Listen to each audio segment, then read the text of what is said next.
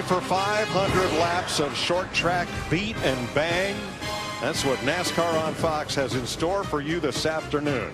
A chilly day in South Central Virginia, midway between Roanoke and Greensboro, North Carolina, at Martinsville Speedway. Let's check in on pit road for late breaking stories. Steve Burns. Well, Mike Joy, Kyle Busch followed up his dramatic California win with his first ever Martinsville pole, hunting for his first ever Martinsville win. Now, even though both practices were rained out yesterday, his team prepared for that by making 4 race trim runs on Friday afternoon. They think they're ready. Matt Yoakum? Steve Carletter's game plan for 2014 changed with that win at Bristol 2 weeks ago. Crew Chief Jimmy Fitting told me, expect to see this team gamble and experiment from here on out for the next 6 months preparing for the playoffs. He told me he took a big swing at it this morning, changed the setup again, expecting past trends to come to fruition here, but for whatever reason, this racetrack has been really free all weekend. He'll start 8th. Chris Devoda? Clint Bowyer is very good at this track. He finished runner-up here last year. When I spoke to his crew chief, Brian Patty, this morning and asked, what are your chances? He said, quote, we're pretty excited. Now, he knows that competition caution is coming at lap 40. Like Michael Waltrip said, it's going to be a game changer, and they plan on making any adjustments in the first 200 laps because they know they need track position for the final of the race. And Clint Bowyer said it is time for him to have a clock. Mike Joy? Thanks, Krista. Let's have a look at the Geico starting grid for today's race. Kyle Busch has his first Martinsville pole. Denny Hamlin, his 5th front row start here. Joe Gibbs Racing owns the front row. Joey Logano's Ford will start 3rd. Jimmy Johnson, 8-time winner here, will start 4th. Jeff Gordon, the track's other 8-time winner, is 5th. Matt Kenseth, 4th straight top 10 start here at Martinsville. Tony Stewart, 3-time winner with Carl Edwards, who's won the last 2 short track contests in NASCAR. Jamie Mack and Danica Patrick, her best career start on a non-restrictor plate track. Greg Biffle, Clint Bowyer, row 6. Row 7, Brian Vickers, and Brad Keselowski, who missed the top 12 for the first time this season. They worked on race runs. We'll look back through the field as Darrell jumps on the radio. Yeah, let's talk to Matt Kenseth here. Hey, Matt, it's DW. Got a copy, buddy? Got you, DW. Matt, we got a green racetrack here. What are your biggest concerns here on the start of this race? Yeah, I mean, I think the keys are going to be to be patient, keep the tires on the car, and really just keep up with the changing track conditions. So hopefully we can find a hole here, get to the bottom, and get a good look at our tires here on lap 40 on that competition yellow. Hey, as you said that get to the bottom, did you talk to Jeff Gordon beside you or Tony Stewart about cutting you some slack there to get in? No, I didn't. I'm pretty sure they want to be in the bottom too, and in front of as many cars as they can be. So I think it's kind of every man for themselves. You know, you'll work hard to try to get a hole if you can get one. If you can't, you just hang in the best you can until you can. Roger that, buddy. Hey, you ran great here last year. Good luck today. Thank you, sir. Matt Kenseth, who will start 6th. We introduce Budweiser Speed Tweets, the new interactive game where fans can compete for a chance to race go-karts with Kevin Harvick. Visit Budweiser.com/speedtweets to register and for official rules. Here's Jeff Hammond. Mike, you look over my shoulder here. The cars go by. You see that yellow curving? This is what this represents. This is what the curve looks like, about this tall, 6 inches. It's angled up to the top. Hug her gently, and this curve will run you. You disrespect her, hit her, get on top of it, and what's going to happen is she's going to throw you back out of the racetrack, and you're going to have a really terrible day. Look at the early part of this race for everybody to try to hug up close to this curve. Yeah, thanks, Jeff. With yesterday's rain, if a car spins up over that curb and gets its rear wheel stuck in the grass, could high side there and be there a long time. It's chilly. The temperature fighting its way to 50. Track temp 63. There's been just a little bit of sun this morning, but there's a breeze. Steady winds of 10 to 20, and earlier they were predicting gusts of up to 50 miles an hour. Look at that American flag back there. I mean, that's a huge flag, and look at that thing, how it's waving in the wind. That's how hard the wind's blowing. We will have a competition caution. It will come at lap 40 because of yesterday's rains, which eliminated practice, along with the Camping World Truck Race that will run after the Cup race today. They'll give them a competition caution. I find it interesting that the pole sitter has a choice, inside or outside. Kyle Busch, that 18 car, he chose the outside. I don't think the outside will have any grip but I think this may be a little bit of an agreement between he and his teammate, Denny Hamlin. We always did that here. If it was a teammate or somebody, a buddy, we'd say, hey, dude, cut me a little slack on the start. Let me get down on that inside. That's why I asked Matt if it was any possibility of that happening. Well, you see Kenseth's yellow car there in 6th. He has Chevrolets inside and in front of him, Gordon and Johnson, and the Ford of Logano just ahead on the inside. Meanwhile, his Toyota teammates own the front row, Kyle Busch and Denny Hamlin, and here we go. All right. Ready for 500 laps of short track racing. Boogity, boogity, boogity. Let's go racing, you bunch of hot dogs.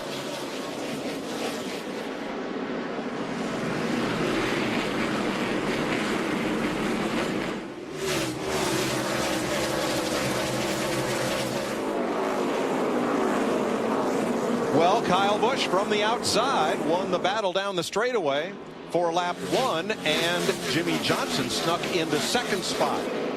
The bump and run goes all the way to the back. They got a car spun over here, 30 car, and it looked like, I mean, you wouldn't believe how they bottlenecked up going into that corner, Mike.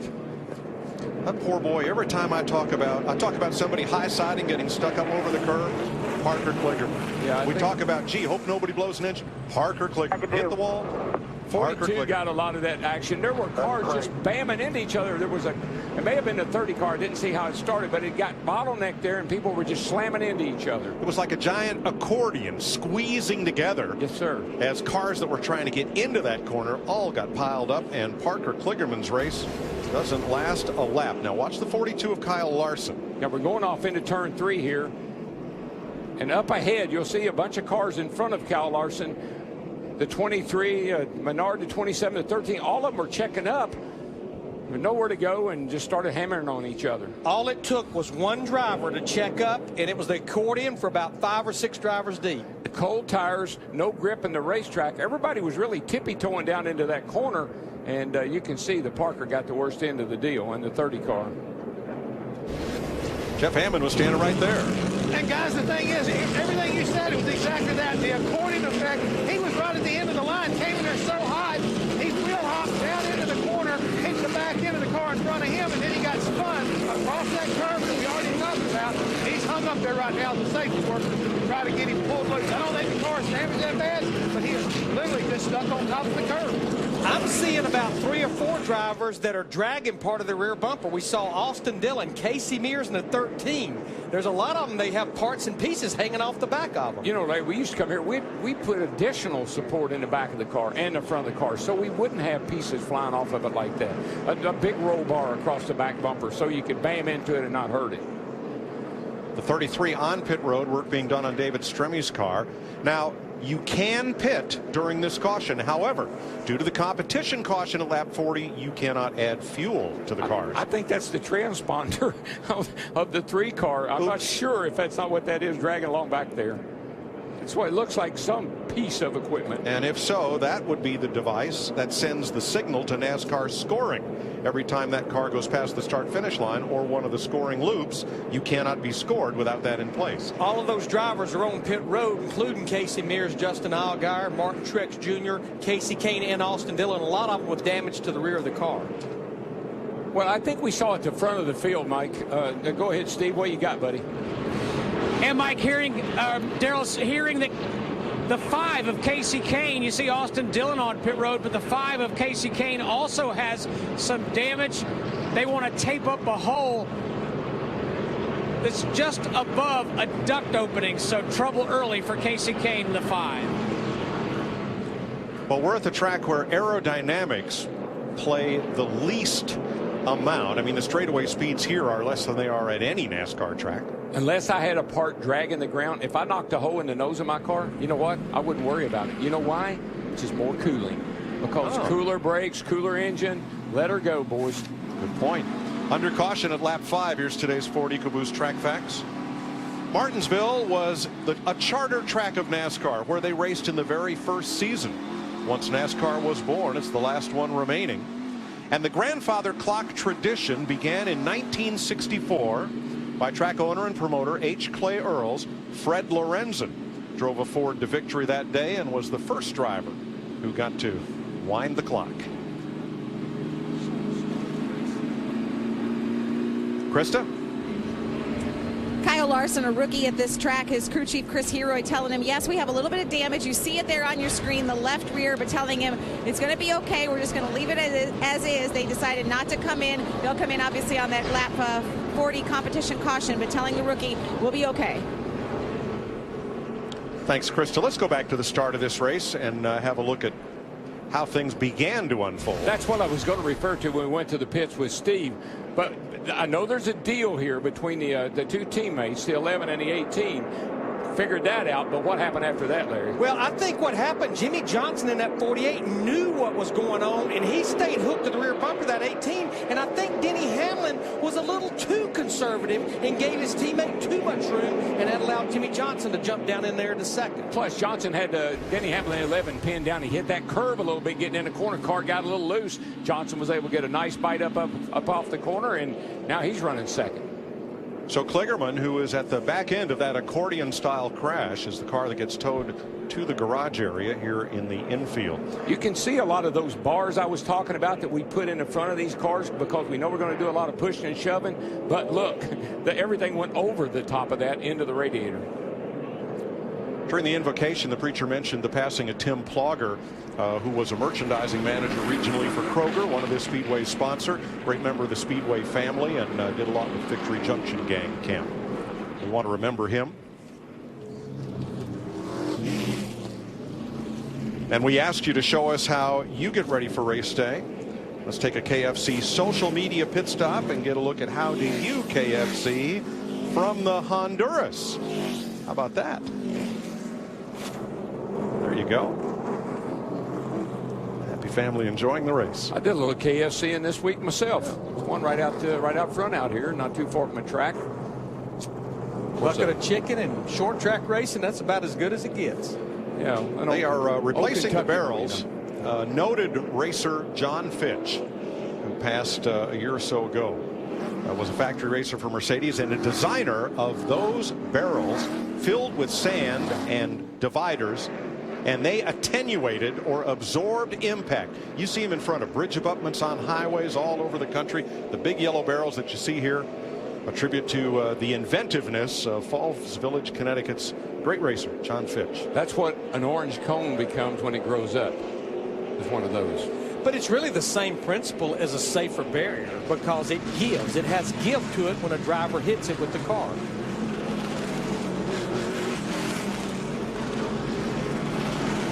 Richard Childress Racing say the damage to the number 3 was just general damage. Did not involve the scoring transponder.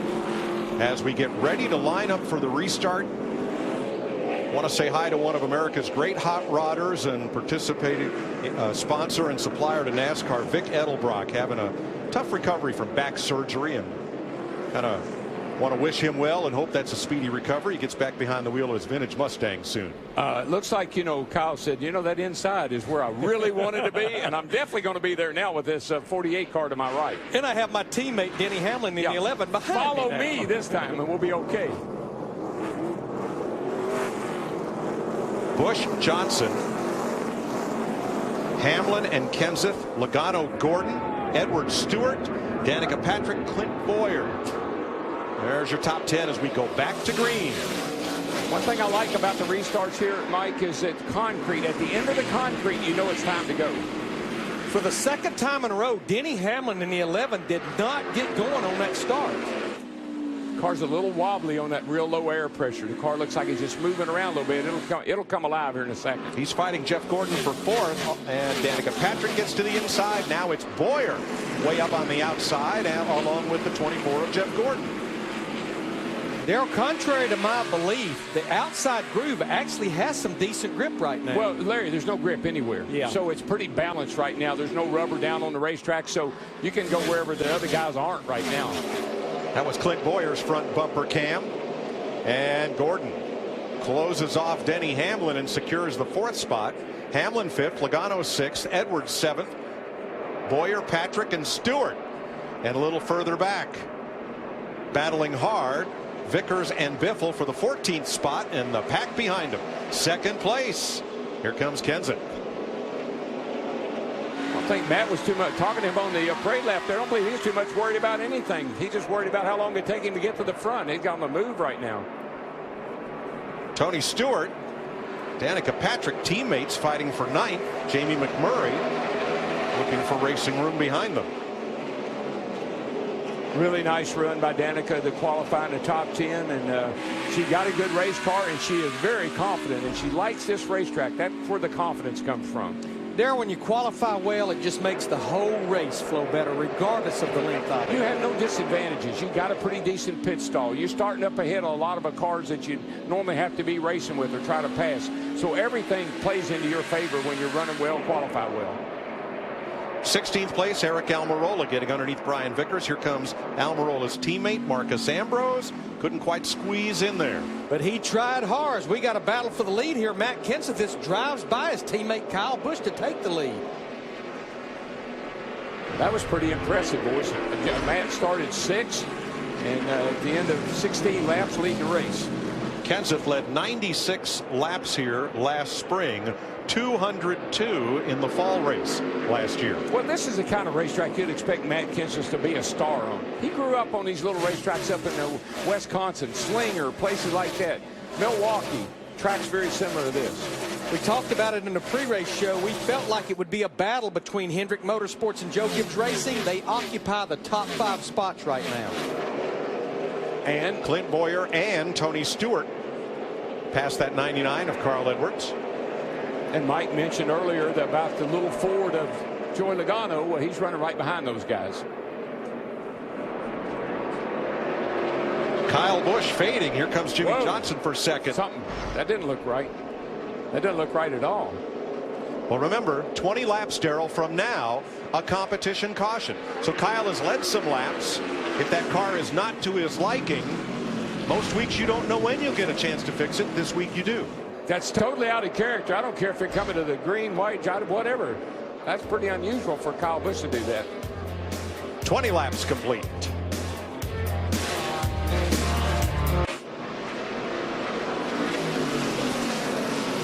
Coming around to complete 27 laps at Martinsville after just one caution back on lap 3. Jimmy Johnson and Jeff Gordon have fought their way to the front. Joey Logano's come along with them. The Toyotas have faded to 4th, 5th, and 6th. As now Jamie McMurray moves up into the 7th spot. And what has Jimmy Johnson collected? I'd say debris from that first caution off of someone's car. Looked like a piece of tape or bear bond or something that was used for repair, and there's more of it. Is that too low to affect Jeff Gordon's cooling, or is it right in the sweet spot there?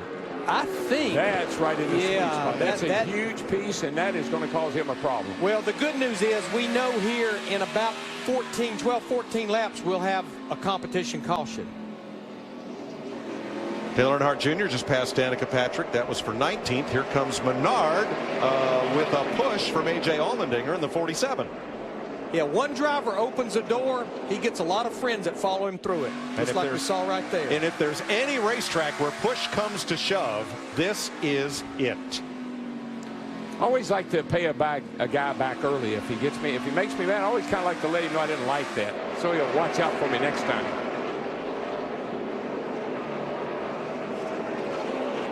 All right, the Gibbs cars shared the front row, but they've dropped back now to 4th, 8th, and 10th. Steve? All right, Mike, here's the update on those Gibbs cars. Kyle Busch has said that his car is too tight in the center. He said it feels like it has too much skew and he's loose on throttle. Meanwhile, Denny Hamlin says in the 11, no lateral grip, I'm way too loose. Matt Kenseth fell from 1st to 8th in 6 laps, Matt. And Mike, a few moments ago, Kenseth told his team he used up his tires, burned them off for a few laps. He's just backed up, settled in, and just waiting for that competition caution. He just cannot touch the throttle.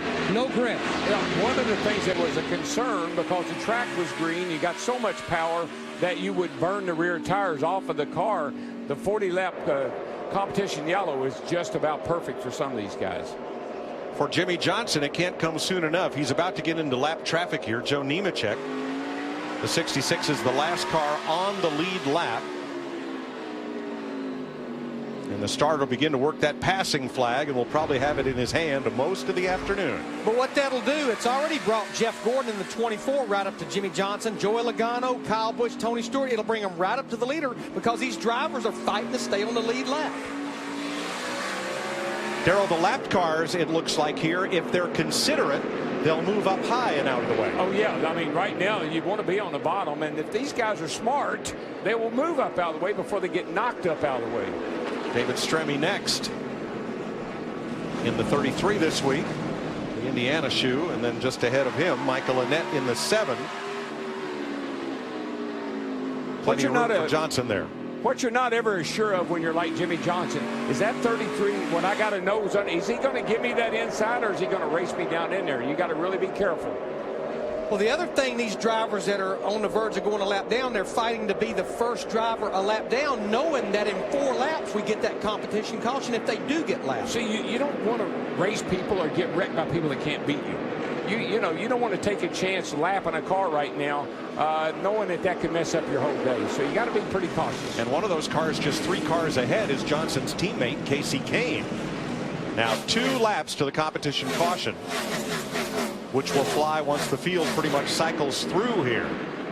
Tony Stewart underneath Kyle Busch for 4th. That's a fast car right there, that 14. He has been coming up through there and passed him when he caught him. Well, 2 consecutive top 5 finishes for Tony coming in here. Michael Annett did not want to give way, and Jimmie Johnson might have helped him up the racetrack just a little bit. But see, that's what I was talking about, Mike. He should have gotten up out of the way. Now we got a battle up here for second. Yeah, everything backed up, and Joey Logano took advantage in the 22 of Jeff Gordon.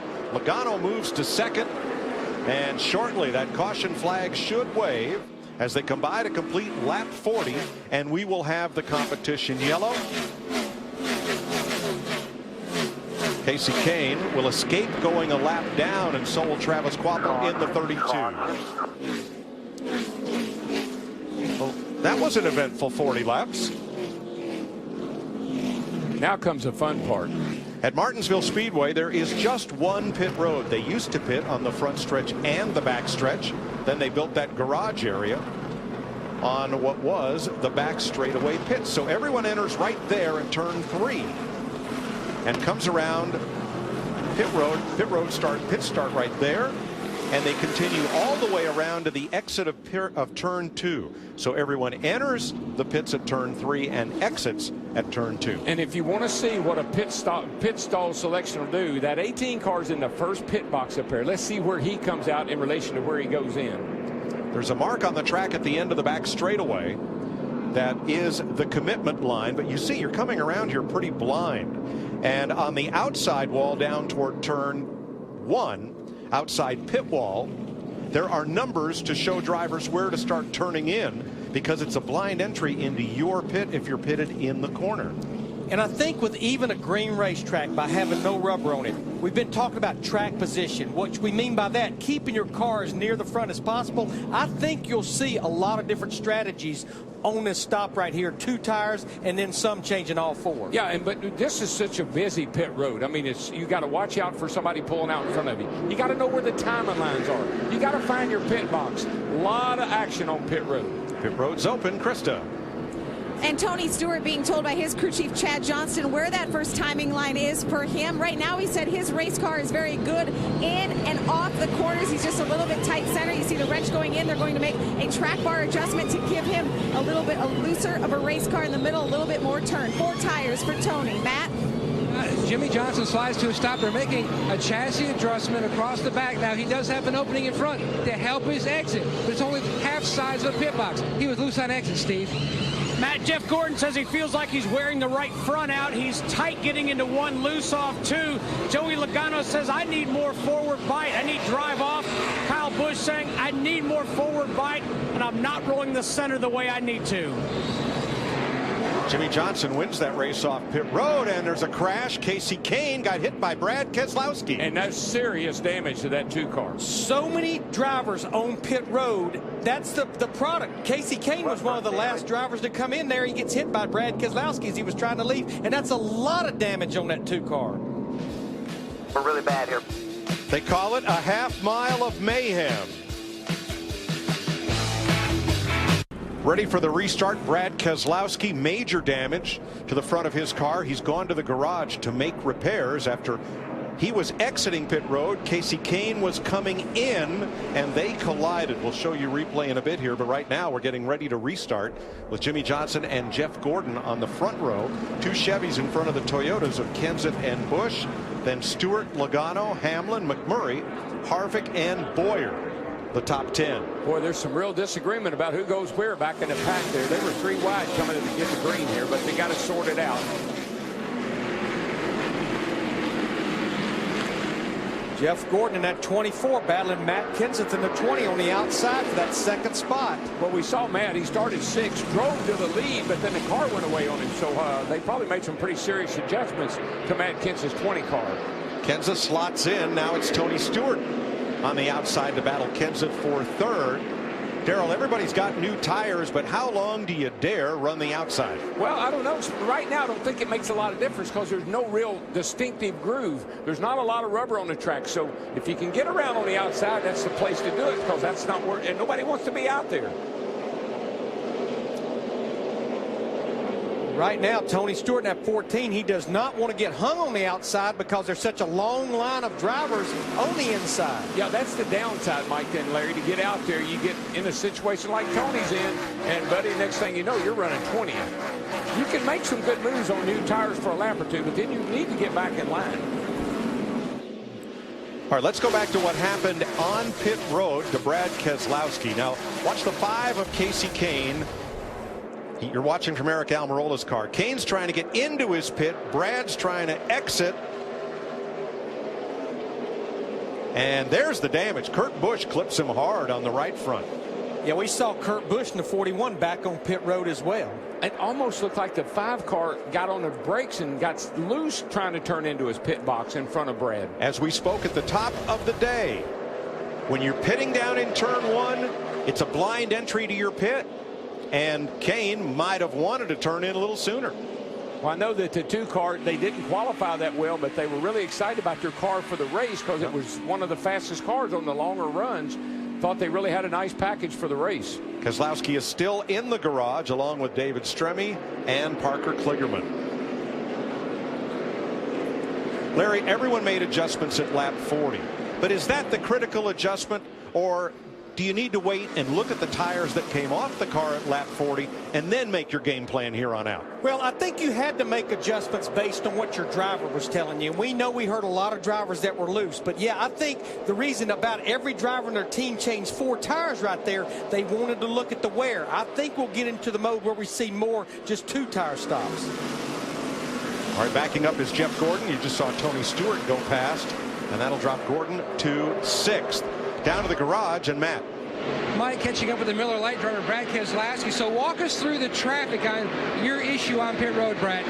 It's just typical Martinsville stuff. You know, it's lap 50, and everybody's got to give and take on the racetrack and on pit road. And you know, the 5 car was pitted in the stall in front of me, and he was at, you know, whatever struggles he had earlier in the race, had to come in. And I saw him checking up, and I started to check up, and I just barely got in the back of him. And then Kurt just accelerated and drove through us. Absolutely drove through us. I tell you, man, I'm about tired of his recklessness. We've seen the cosmetic damage. How bad is the race car in the front under the hood? Well, Kurt tore the whole suspension off the car, so it won't turn, it won't do anything. So thanks, Kurt. Appreciate it, bud. We often say fenders and tempers both flare at Martinsville. Good bit of damage to the left side of Kurt Busch's car from that contact. And up front, things have changed. They have. I mean, now we got 2 teammates, not the 24 and the 48. We got the 20 and the 18. They definitely made some nice changes on their cars on that 40-lap caution. And you can see right there, Matt pulled over and said, Kyle, you lead a while. But look at that forward of Joey Logano. You know, he belongs. You know, he qualified right in the midst of the Gibbs and the Hendrick cars.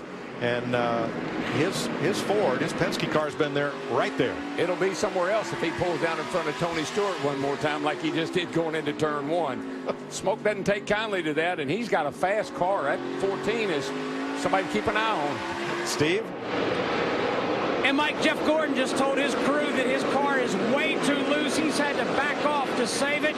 On that pit stop, crew chief Alan Gustafson told him his left rear was the tire that was worn the most. And that 24 car, if we remember some of the interviews we did with Jeff Gordon, he said, my car is really loose and we can't get it tightened up. A loose car will buzz the rear tires right off of it. And Darrell, you have such a low gear, a 650, and you're trying to hook up almost 900 horsepower with a track that doesn't have a lot of grip to begin with. You drive in the corner hard on the brakes, use up the front tires. Get the thing turned, put the gas down, use up the rear tires. That's what we're going to deal with here for a while till we get some rubber in the track. And that's the thrill of watching a race here at Martinsville. Drivers have more resources than they can manage at one time, and it makes for exciting racing. Got Logano going up there and getting underneath of Matt Kenseth for second place. And Mike, you were right. That 22 looks pretty racy. You know, what we're seeing here is almost a case of comers and goers from that first run to this run. 64 laps complete. Kyle Busch's Toyota leads.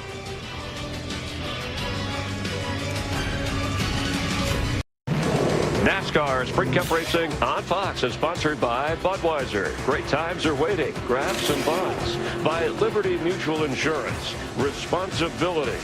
What's your policy? And by Ram Trucks. Guts. Glory. Ram. 72 laps complete. Joey Logano has forged his Ford to the front by a second over Jimmie Johnson. Last time a Ford won here was 12 years ago.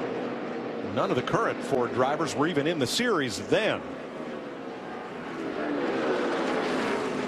Now, we heard from Brad Keselowski, not happy with Kurt Busch about what happened on pit road. Keselowski's car just now returning to the racetrack minus all of its front end sheet metal.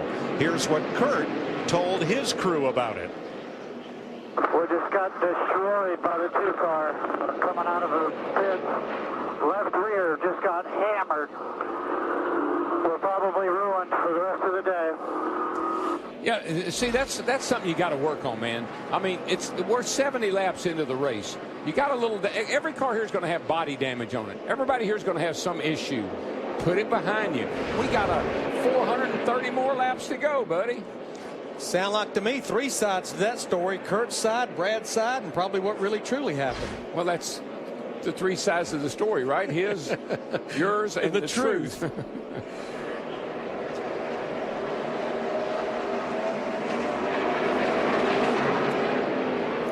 Keselowski returns to the race 30 laps off pace after repairing the front end. Steering, that is. Never mind the bodywork. I know if I saw that coming up behind me, I'd probably move out of his way. Now, look at the 18 of Kyle Busch. Steve, 11 laps ago, he was leading the race. His elevator has dropped to 16th. Yeah, here's his issue, Mike. He just told the team, I can't touch the gas pedal while still turning. The back is way too loose. He said, I got nothing out here. Just think back to last week. He had a car that was fast for 3 or 4 laps, and that was it. And he'd start falling back like he is today. Remember we talked about him starting on the pole. I said, yeah, you can get 1 fast lap out of a car like that, but can you get 500? That's what he's going to be dealing with today. Kyle Larson, who finished second to Busch last week, moves underneath and moves by. That'll move. But Mike, you can, and Larry knows this, you can have a car that you get lapped in, but that crew down there, they can come in, you can lower that track bar, change the air pressure, put a little wedge in it, and the first thing you know, you got a car that's fastest car on the track. That's the beautiful thing about a short track. Well, I know who may have the fastest car on the track right now, though, is Jimmie Johnson in that 48 car. He has closed right up to the rear bumper of Joey Logano on the 22. Won't that lead back? Now closing in as they work the traffic is Matt Kenseth once again from third. Matt. Mike, a few laps back, DW asked about the changes to the 20 car Kenseth. They did indeed make changes. Jason Ratcliffe made a track bar adjustment, trying to get more grip, as everybody else is complaining about the same issues. We've got a lead change, and Jimmie Johnson goes the point. Kenseth trying to follow along. They're just trying to get more grip with this car on exit. Jimmie Johnson back to the front. And now it's Joey Logano. After his turn to lead a bunch of laps, he quickly fades to third. Yeah, well, once he got shoved up a little bit by Jimmie Johnson to make that pass, sort of opened the door a little bit for Matt Kenseth in the 20, and then Matt really bonsaied him going into one right here, and Joey gave me inside, let him go. It's one of the worst feelings in the world when a spotter is telling you on a track like this. I mentioned at Bristol a couple weeks ago, but a track like this, when the spotter says he's looking, he's inside and looking.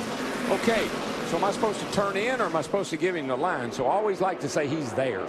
I've been watching Marcus Ambrose in that 9 car who just drove by Denny Hamlin in the 11. Marcus started 17th. He's moved up to 6th. Had a great run at our other short track a few weeks ago at Bristol, finished 5th. Here we go.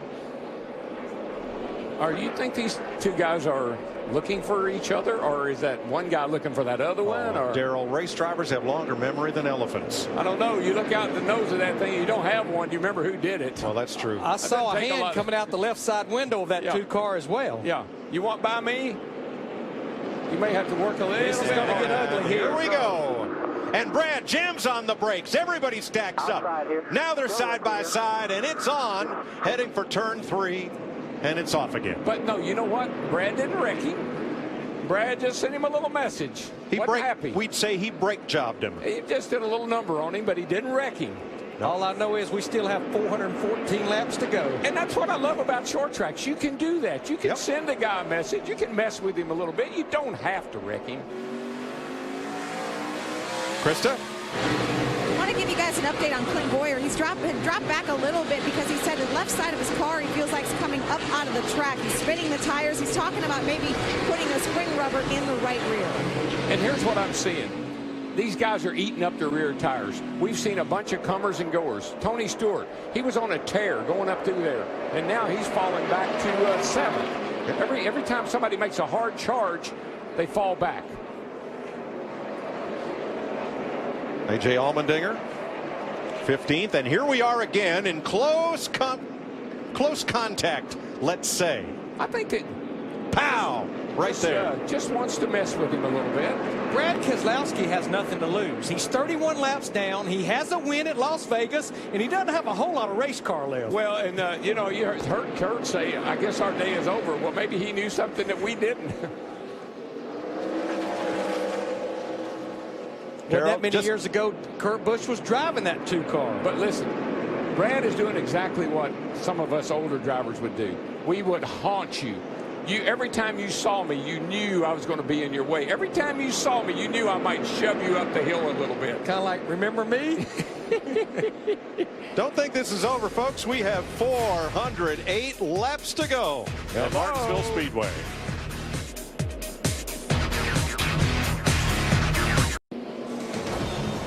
"99 laps complete. Here's a closer look at today's race with Sprint. Dale Earnhardt Jr. up 14 spots from 26th. Is the biggest mover of the race. Switch now to the new Sprint Family plan. Up to 10 of your friends and family can get unlimited talk, text, and a gig of data for as little as $25 a month each on the Sprint network. Visit sprint.com/speed. This has continued on all the way through the commercial break. One would lead, the other would follow. Somebody would pass, somebody would challenge.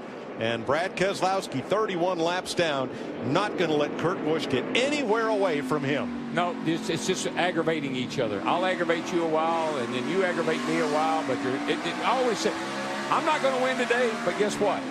Neither are you. But this is exactly, boy. Whoa, Ricky. All the way up the racetrack. And he was trying to pass those two. Now, caution is out. I think there's a guy that's really glad for Tony Stewart. I saw Tony. I think these guys are totally out of tires. We got 62 laps since the caution. These guys are totally out of tires and they're just hanging on. Ricky Stenhouse was 24th. Tony Stewart was 20th. And you saw the in-car view. Let's take a look and watch the 17. Here comes Stenhouse trying to pass the Brad and Kurt show, and wow. Stenhouse just got in there a little too hot. Got a lot of brake in it, and the car took off. And I'm telling you, these guys are out of tires. Wheel hop. You hear it? Inside. That's why I say you got on the brakes real hard to not hit the 41 like wheel hop.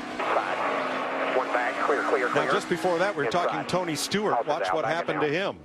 Now, Smoke was charging to the front here. He goes on the outside. They're 3 wide right here, and he gets shoved up in the corner here by Kevin Harvick, and that cost him dearly. And remind me, doesn't Kevin Harvick drive for Tony Stewart? Yeah, but he was in the way. Oh, it's understandable when you're in the way.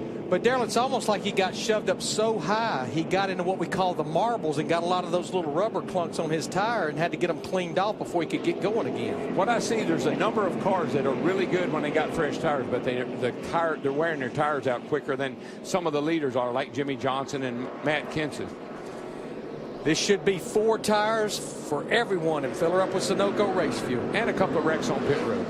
Matt? And talking about leader Jimmy Johnson, he said his car was good entry through the center, could use a little help on exit with drive off. Meanwhile, Matt Kenseth, the 20 car, top of your screen, same issues as the last time. Tight through the center and just cannot get in the throttle when he needs to. Steve. Matt, Jeff Gordon saying I can't use the brakes as much as I need to. They're going to pull a spring rubber out of the right rear spring. Meanwhile, Joey Logano said, hey, I'm not terrible. I'm just losing drive off as the laps continue to wind down. Kevin Harvick, last of the leaders to hit his pit stall. Jimmy Johnson coming out as Harvick comes in, but none of the drama we saw earlier as the leaders exit and have to whoa up because the pace car still has the lap down cars in tow just ahead. Just a little slow on the 48, just a little bit. Matt Kenseth keeps winning the battle off pit road, and it's pit selection on a timing line that's doing it for him. We're under caution for the 3rd time today for this. Ricky Stenhouse's slide and slam. There is the restart box as Matt Kenseth has Joey Logano alongside, and it's a drag race down this 800-foot straightaway to turn 1. Mike, they were playing games with that restart line. Joey Logano, he's going to be able to squeeze down in the 2nd place in that 22 in front of Jimmy Johnson in the 48. Well, Hamlin to the bottom. Dive bombs Marcus Ambrose. And he made it. Yeah. Wow. That was a big move. It was a bold move, that's for sure. Here comes the 31 on the outside. Brian Newman with Brian Vickers behind him. And for the lead, Logano comes through.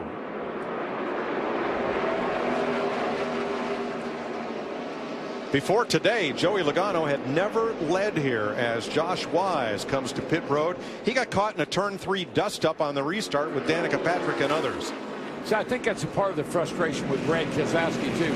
Joey's been fast all weekend, set a track record in qualifying, running up front, while Brad has kind of struggled just a little bit here this weekend. But Brad explained that, Darrell, after Friday. He said all we worked on was race runs. It hurt us in qualifying, kept us out of the last session. He said we've got a really good car for the race until he got into Casey Kane on pit road and Kurt Busch got into him.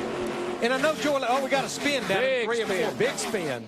3 cars involved. There's Michael Annett, David Gilliland, and Michael McDowell stopped to avoid it.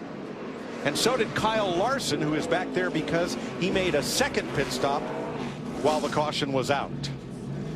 8 degrees of banking on the concrete, 8 to 9, upwards of 12 up on the asphalt in these corners. This started, it appears, coming down the back straightaway. Yeah, it's a battle for 32nd. And you can see here, everybody's trying to get down on the inside. Michael Annett in the 7 comes down. Travis Kvapil was there. Travis Kvapil, 38, Yep. and David Gilliland comes in there. And we're back under caution at lap 113. Kvapil got into the 7, which turned the 38. Yellow flag is the result. NASCAR Sprint Cup Racing on Fox is sponsored by Chevrolet. Find new roads. Enter for a chance to win the new 2014 Chevy SS and a trip for 2 to Hendrick Motorsports to meet Team Chevy drivers Jimmy Johnson and Casey Kane. Visit winyourchevy.com. 117 laps complete on that caution flag. 3 lead lap drivers made pit stops. Jeff Gordon, Kyle Busch, and Ricky Stenhouse. Martin Truex got the free pass. He is back on the lead lap. So we'll restart with 29 lead lap cars. 6 more, 1 lap down. and others pretty deep in the field. Watch these restarts, Mike. The last time Logano and Kenseth really played games with each other, coming to the restart line right at the edge of the concrete. That's where you got that box you got to get in there to restart. And they were kind of playing a little bit of games there. This was once thought of as a Ford racetrack. It suited the characteristics of the torque of the Ford engine. Last time Ford won a race here, Joey Logano was 12. Yeah, a Chevrolet engine has a lot low-end torque. It really would knock the wheels and spin the wheels. Ford a little softer with torque, a little more higher RPM. This time it's Logano on the brake, and here comes Johnson with him. He took off.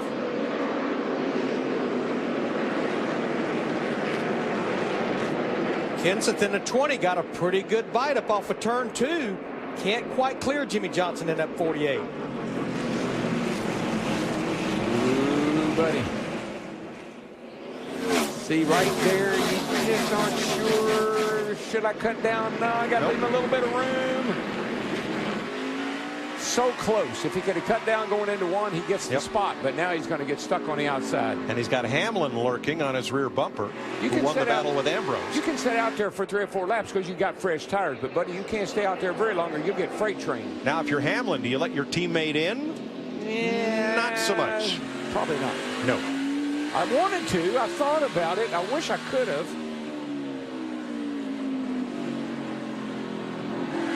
There's Marcus Ambrose in that 9. He's right there ready to pounce. As Denny Hamlin in the 11 opens the door on the bottom.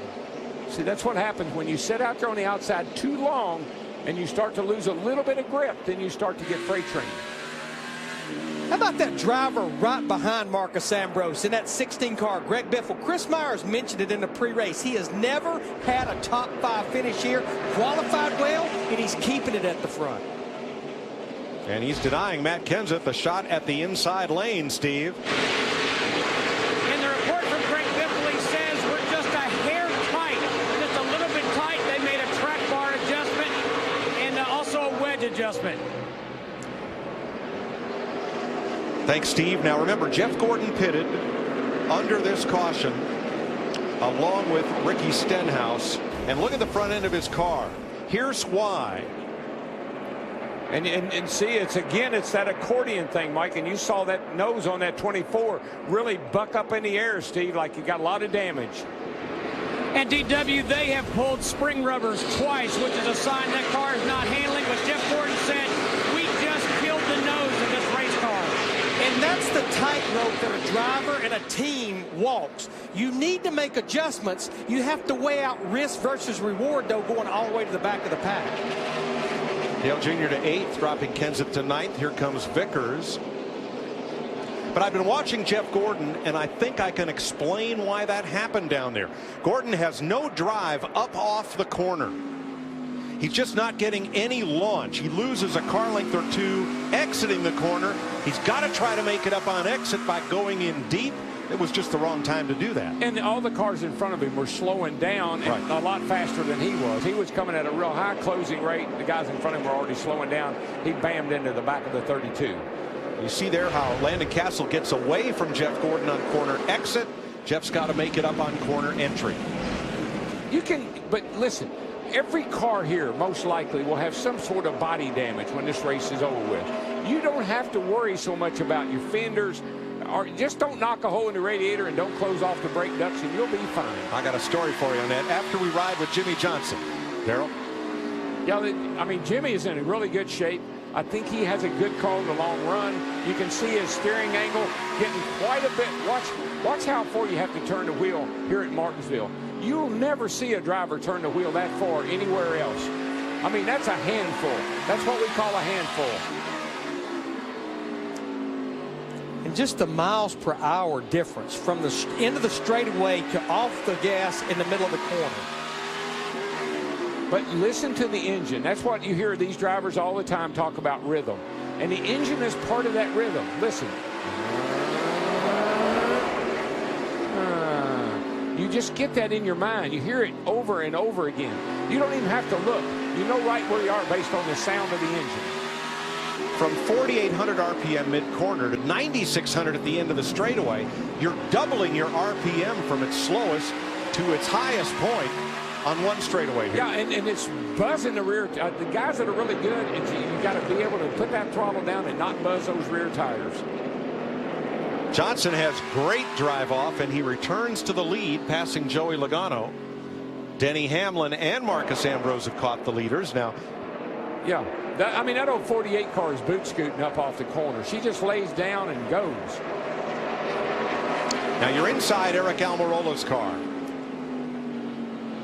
Watching him massage the brake pedal on the left and the throttle on the right. Yeah, just watch I mean, the brakes are great. They're over on the left, and you're just tapping those. You're not putting a lot of pressure on that brake if your car's handling pretty good. But watch him work this throttle. A little bit of throttle, a little bit of throttle, a little bit of throttle. Try to get up on. Finally, I get up on the straightaway, and I can mash it wide open.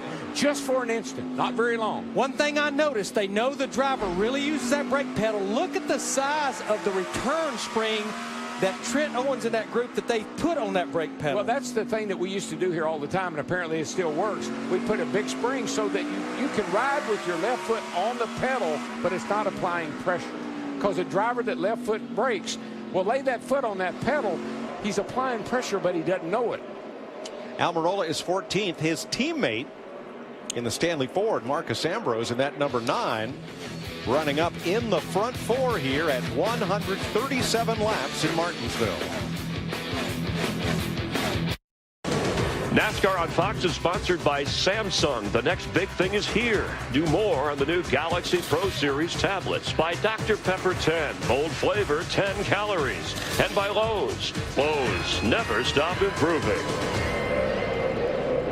With Michael Waltrip, Chris Myers, 145 laps in, a 500 scheduled. And there's Jimmie Johnson, your leader. He's led for 60, make that 71 laps so far. Last year in this entire race, we only had 12 lead changes. We have already had 11 today. But, Michael, let's go back to Kurt Busch, coming off of his first top 5 finish of the year, currently running 12th, weathered that pit road incident and the little retaliation from Brad Keselowski. We even heard Kurt on the radio say, when this is over, I'm paraphrasing, punch him in the face, and then he said, now we all have to focus. And he's done just that.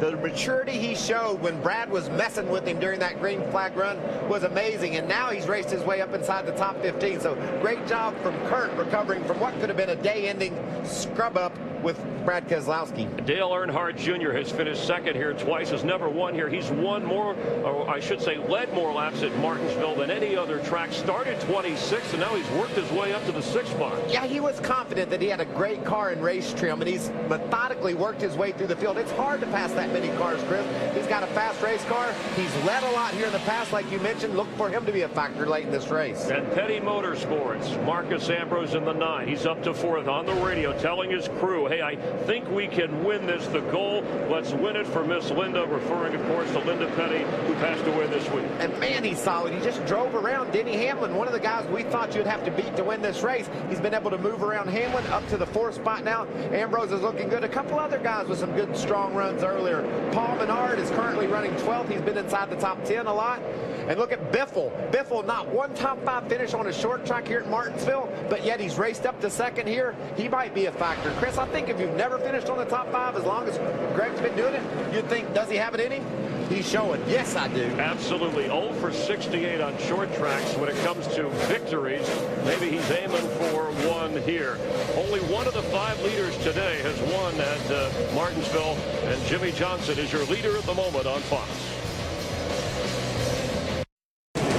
NASCAR Sprint Cup Racing on Fox is sponsored by Toyota. Let's go places. 341 laps to go. We have a new leader. It's Greg Biffle in the 3M Ford of Jack Roush. Here's the pass he made down in turn 1 on Jimmie Johnson. Yeah, he just come down. He got a heck of a run on Jimmie Johnson, and he just pushed him up the hill a little bit. Just touched Jimmy enough to move him up, and the Biff to the lead. Now he's jumped out by 1/4 of a second. Logano and Ambrose looking in, and A.J. Allmendinger up into the top 4 from 15th. But just remember, a couple of years ago, A.J. Allmendinger, driving the 22 car, had a career best finish of 2nd here at Martinsville. But Krista looks like he's good on the long run. Yes, he is, Larry, Matt, because their car has changed quite a bit from the start of this race. At the start of the race, he was bouncing everywhere. He said he had no rear grip. He was tight in traffic. They made a track bar adjustment that has really helped him. He's been tight. When he has been tight, it's late in 3 and 4. Right, but this track had to go through a pretty major change. It was green, no rubber. When we say green, no rubber on the track whatsoever, and that was wearing the tires out. Now the tire wear will improve, and the good handling cars can really go forward. Allmendinger looking for his second straight top 10 as Marcus Ambrose draws a bead on Jimmie Johnson out of turn number 2, and Allmendinger is going to catch them. Matt? Mike, Jimmie Johnson's car is stout on long runs and probably the most consistent of the comers and goers, but he has lost the handle on exit again. It's too free, lost the grip. Chad Knaus thinking about what change to make next time around. And by the way, if he needs to call out a backup for suggestion, how about their special guest on top of the pit box today? Hall of Famer Junior Johnson. He's won here a couple times. That's respect hanging out there. Junior lives near right across the street from Rick Hendrick, and Junior, I've talked to him a number of times. He goes over to Rick's facility over there, and Junior says, I never thought I'd see the kind of equipment and way they run these teams today. It's just amazing. Well, we had dinner Friday night at Clarence Pickerel's, Clarence's Steakhouse right down the street. Said, you seen Junior lately? Said, he'll be around. Oh, yeah. Yeah, Junior loves coming to the races. Here he is. Well, one driver who is among the goers and has dropped back to 20th place is outside pole sitter Denny Hamlin. What's up there, Steve? Yeah, Mike, a bit of a contradiction. His last report was, he said, you know, my car's not bad. I just need some more forward bite getting off the corners. And you know, here's what I truly believe has happened now that we're 167 laps into this race. We know that the same drivers normally come here no matter who they're driving for, and they run well. But I think with the rule change during the offseason where these teams do not have to worry about ride heights, it's totally changed the way they set these cars up. I think it's reared its head here more than it did those first 5 races we were at. But remember, Larry, you're right, and I totally agree. But we've been to so many different configurations of racetracks. There's no other track. Remember, we talked about you can't go anywhere and test for Martinsville. You can go someplace and try to test for Martinsville until you get here and you try to plant 850 horsepower off of concrete onto asphalt. It's just no place where you can duplicate that. So this track is a challenge. Here's Dale Earnhardt Jr. moving into the top 5, passing Joey Logano. A spin at turn 2. Casey Mears. Stay low. Caution is out at lap 170. 5th caution flag of the day.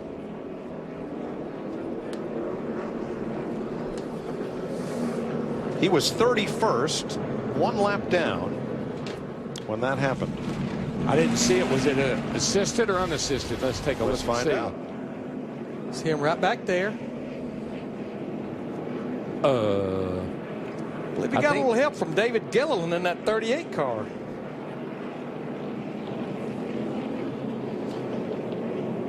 And of course, you can see around the top of the racetrack all the rubber buildup that's up there, and you get in that and you just have no control. Yep. A little help from the 38 there, Gilliland.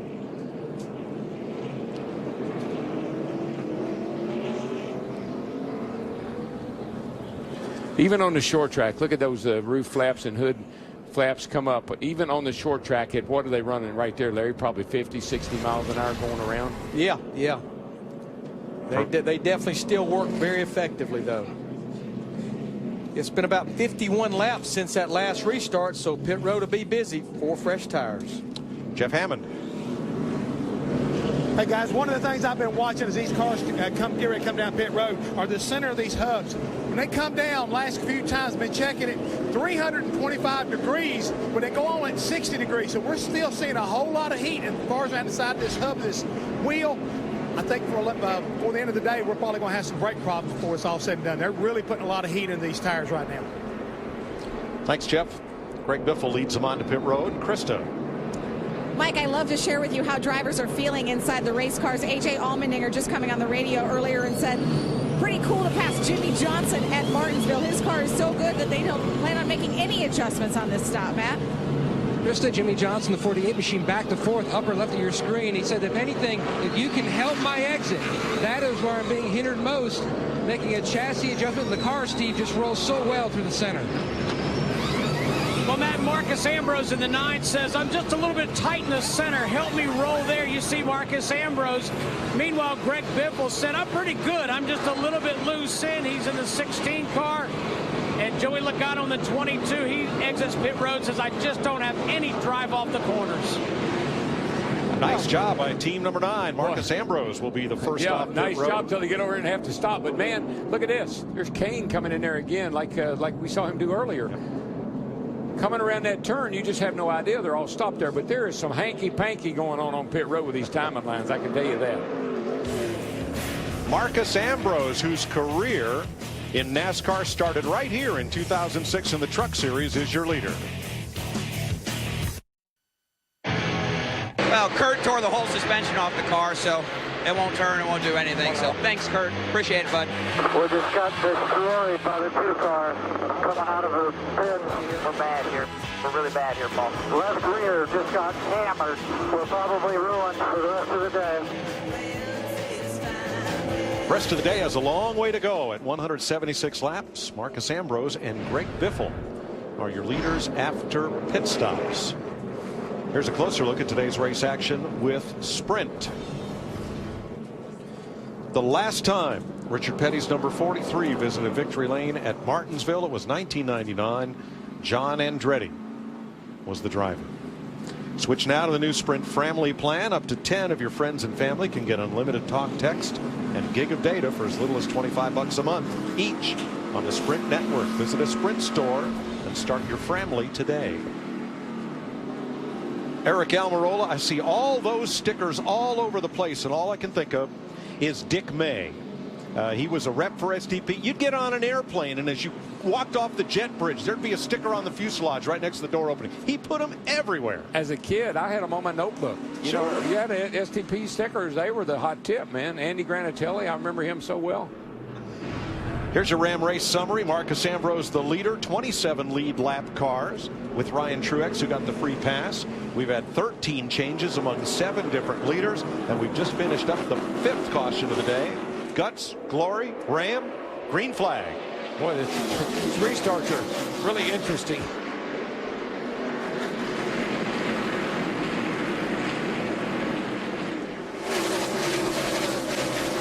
Joey Logano on that 22, he has had a lot of experience starting on the outside in this race, and he knows he has to stay in contact with that leader to try to slide back down into the second.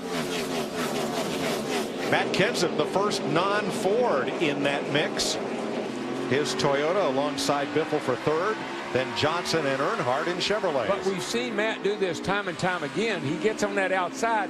He can't quite get down. He can't clear. Well, he's going to be able to clear Biffle, which is what he needed. You get hung up there very long, you're going to get freight trained. Biffle had no drive off the corner that time, Darrell. Johnson almost ran over him. Yeah, something happened. He just couldn't get back in the gas. A.J. Allmendinger hanging tough in 7th. Kurt Busch in 8th. McMurray, Newman, and Vickers. Hey, another guy that's done a really nice job of getting himself up here in the top 5 or 6 is Dale Jr. Dale Jr. right behind Jimmy Johnson, his teammate, and Jr.'s made some nice moves to get up near the front. 5 cautions in the first 170 laps. Think we'll be able to ride a while? I wouldn't count on it. I would not count on it. Where is Brad Keselowski? And where is Kurt Busch? They're separated by half the field. Oh, we'll be okay for a while. All right. Matter of fact, Kurt has done a pretty nice job of rebounding. He's running 8th. Harvick to the inside of Brian Vickers, and Harv picks up 11. In a car that Kurt Busch that was destroyed earlier, and he's running 8th now. But that was my point about control your emotions. Don't get excited, man. We got a long way to go. Right now, Jimmy Johnson in this 48, he's trying to open the door to the low side of Greg Biffle in the 16, and Dale Earnhardt Jr., his teammate in the 88, taking advantage of it as well. Right behind them, Allmendinger, Busch, and McMurray. And now the Biffle's up on the high side. It appears they made some sort of an adjustment to that 16 car on that pit stop that it does not like, because Biffle was going somewhere before that caution. Now that's going to be trouble for Ryan Newman, because he's on the outside. He's going to come right up back behind Biffle. And if he gets there, there's going to be no place to go. And I see Kevin Harvick in that 4. When they dropped the green flag on this race, he started back in 18th. He marched toward the top 10. And I think they got off on their adjustments, and now they've made more adjustments. The racetrack's starting to take some rubber. He was concerned about this race car. He couldn't even make a long run in practice on Friday. Yeah, Larry, I think wearing out the rear tires was throwing these guys a curveball down there in the pits. They were making adjustments based on the fact the tires were wearing out. But that tire wear will improve as this race goes along. The other thing we're seeing for the first time this weekend, for the last 50 laps or so, the sun's out. Oh, is that what that is? Wow. That could change things a little bit. Not a whole lot. All it'll really do is make the track take rubber a little faster. It won't necessarily heat the track up that much, but that sunshine will help the track take rubber in the groove. Which can change the grip level. Which would change change right quite a bit. Kurt Busch dove to the inside on Allmendinger and makes the pass. You know, Mike, you just mentioned it. Kurt Busch in that 41. 140 laps ago, the guy was riding his day off. I don't think anybody in that garage area challenges his driving ability, but certainly getting out of the wrong frame of mind is not one of his strong suits. He needs to think about what's going on here. Well, I know that's what he's been working on, and apparently it's helped because he hasn't self-destruct today like we have seen him do sometimes. Well, we heard the outburst. We didn't hear if calming him down was an internal or external force, whatever it was, it has worked as Busch has fought his way back to 6th place. Looking back at Hamlin from Eric Almirola, they are 13th and 14th. Tony Stewart underneath Paul Menard, that's for 15th, and here comes Austin Dillon, the number 3. He's the highest Sunoco rookie in the race right now. You see Kyle Larson 2 cars back of him. Got a real nice race here. 2 yellow car, well, a yellow and a red car.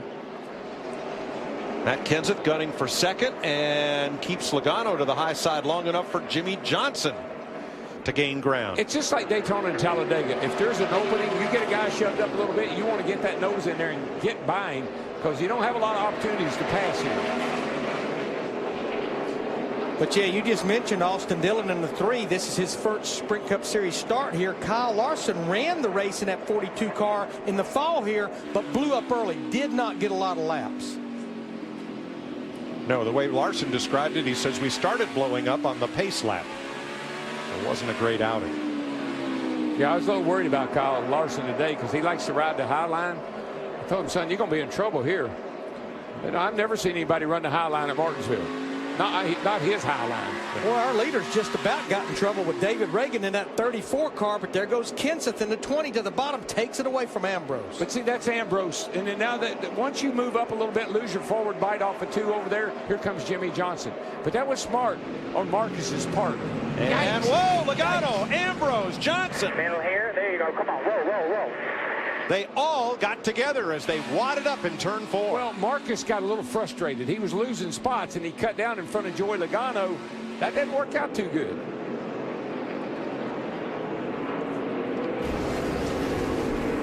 Now let's have a look. Here comes Joey trying to come in and cover the spot. Doors open, doors open, doors open. Doors closing. And Jimmy Johnson, wow, he can't quite get going off of the corner.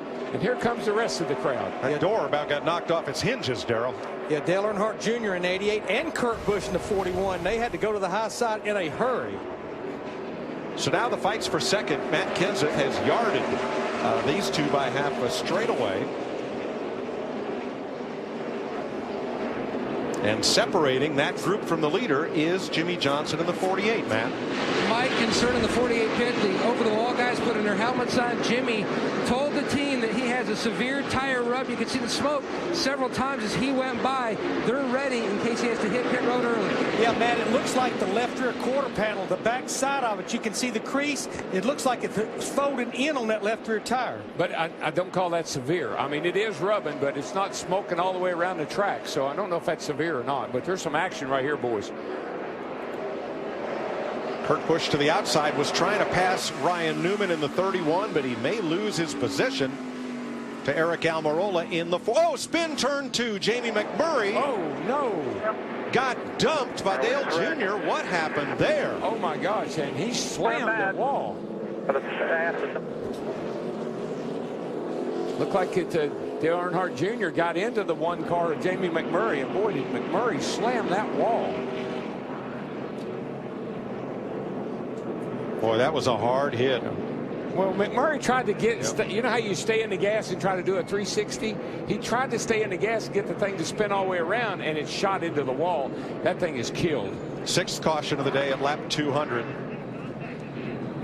Heavy damage. Let's look at a replay, Daryl. See the right front, looks like a tie rod's broken or something, but you see right here, Jamie's come down a little bit here in front of Dale Jr., but plenty of room, should not make contact. But right there, Jr. got into the left rear, cut the left rear tire down, and around went McMurray, and he hammered that outside wall.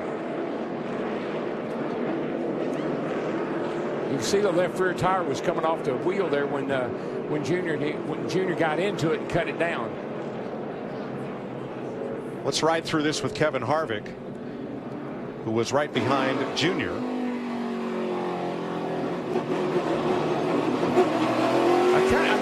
Not taking up for Dale Jr., but the one car's out there just a little bit. Junior's on the bottom, and when you come off turn 2 over there, it's easy to make that contact. It didn't look like Dale Earnhardt Jr. could go any lower than he was. He was against that curve. All right, McMurray has taken his car to the garage for extensive repair. Here's Kristen. Mike, A.J. Allmendinger still running in the top 5. Now, on the last stop, they did not make any adjustments, but 100 laps ago, they went down on the track bar. A.J. liked that change. He asked for more of it, so that's the change expected on the 47. Matt? The 20 team and Jason Ratcliffe, the crew chief, made some changes on the previous stop. It did help the 20 machine of Matt Kenseth. Still might go in that same direction. Meanwhile, the 48 of Jimmie Johnson, we showed you on the screen the body damage. They're going to pull that out of the left rear. He liked the direction that they were going. He had good drive off, Steve, that last run. And Matt, Marcus Ambrose in the 9. They're going to pull that right front fender out. They're a little concerned about Rub, or actually the left front fender, excuse me. Joey Logano and Ambrose both looking for more drive off the corner. Similar issue. Matt Kenseth is first out of the pits, followed by Logano, Johnson, and Ambrose. Brian Vickers picks up 4 spots. Good stop for that 55 team. Well, a tough break for Jamie McMurray, who's only had one finish outside the top 15 all season, and that's where he was caught up in a crash at Bristol. 6th caution flag of the day, where things happen quickly. Martinsville.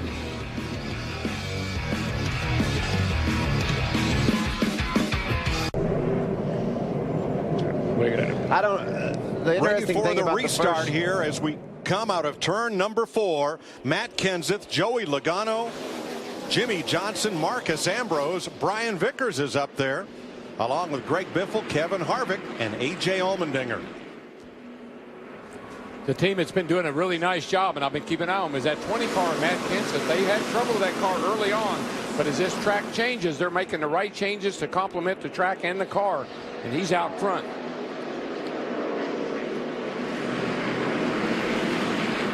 Vickers and Harvick going to gain ground on the inside as Biffle looks to get in line, but Dale Earnhardt Jr. inside covers that spot.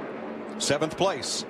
Yeah, Greg Biffle in the 16, he just continues to lose spot on the top side. Tried to squeeze down in front of Allmendinger in the 47, won't work. And you know he's got to be getting frustrated. I mean, he had a car that was marching to the lead, and he's been, ever since the caution or 2 ago, he's been having trouble with that car. So Matt Kenseth at 210 laps is your leader.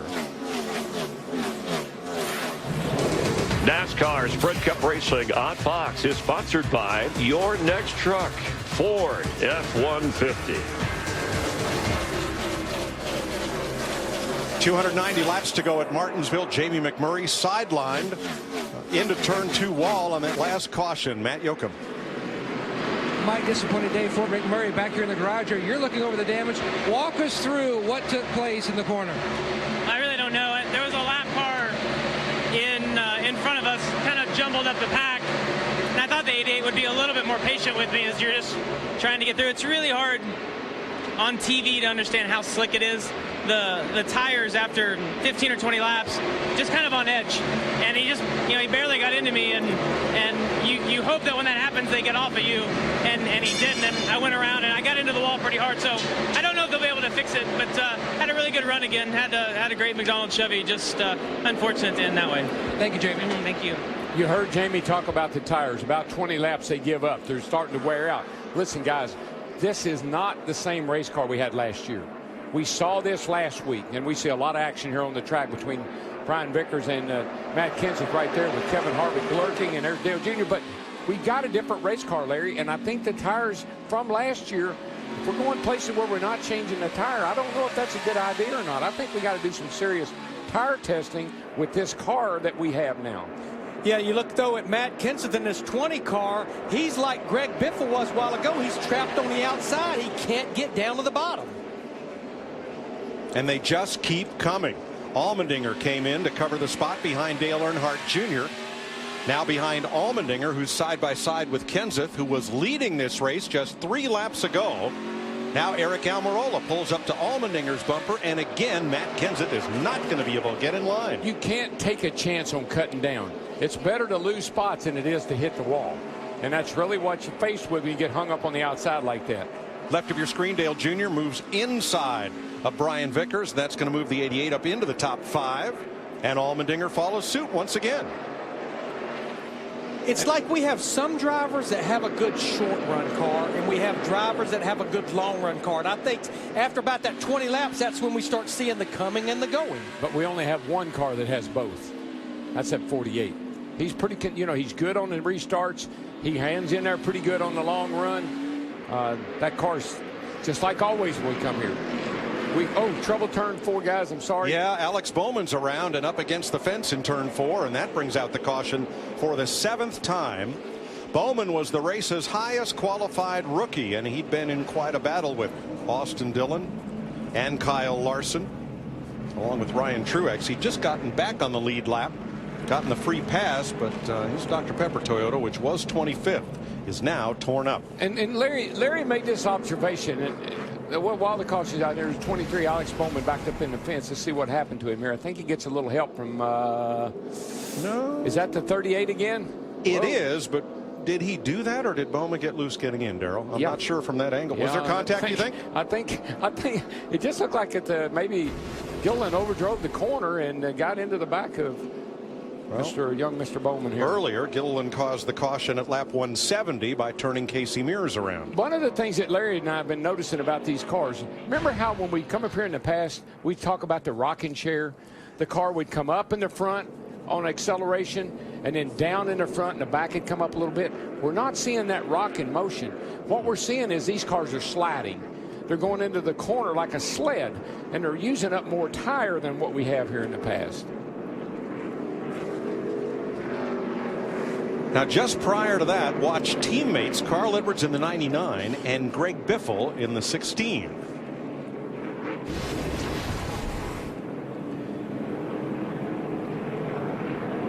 Once again, guys, you're up to the number on the door there.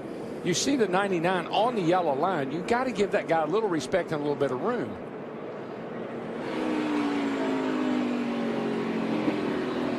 That was the bug on Clint Boyer's bumpers view. Get low, come on.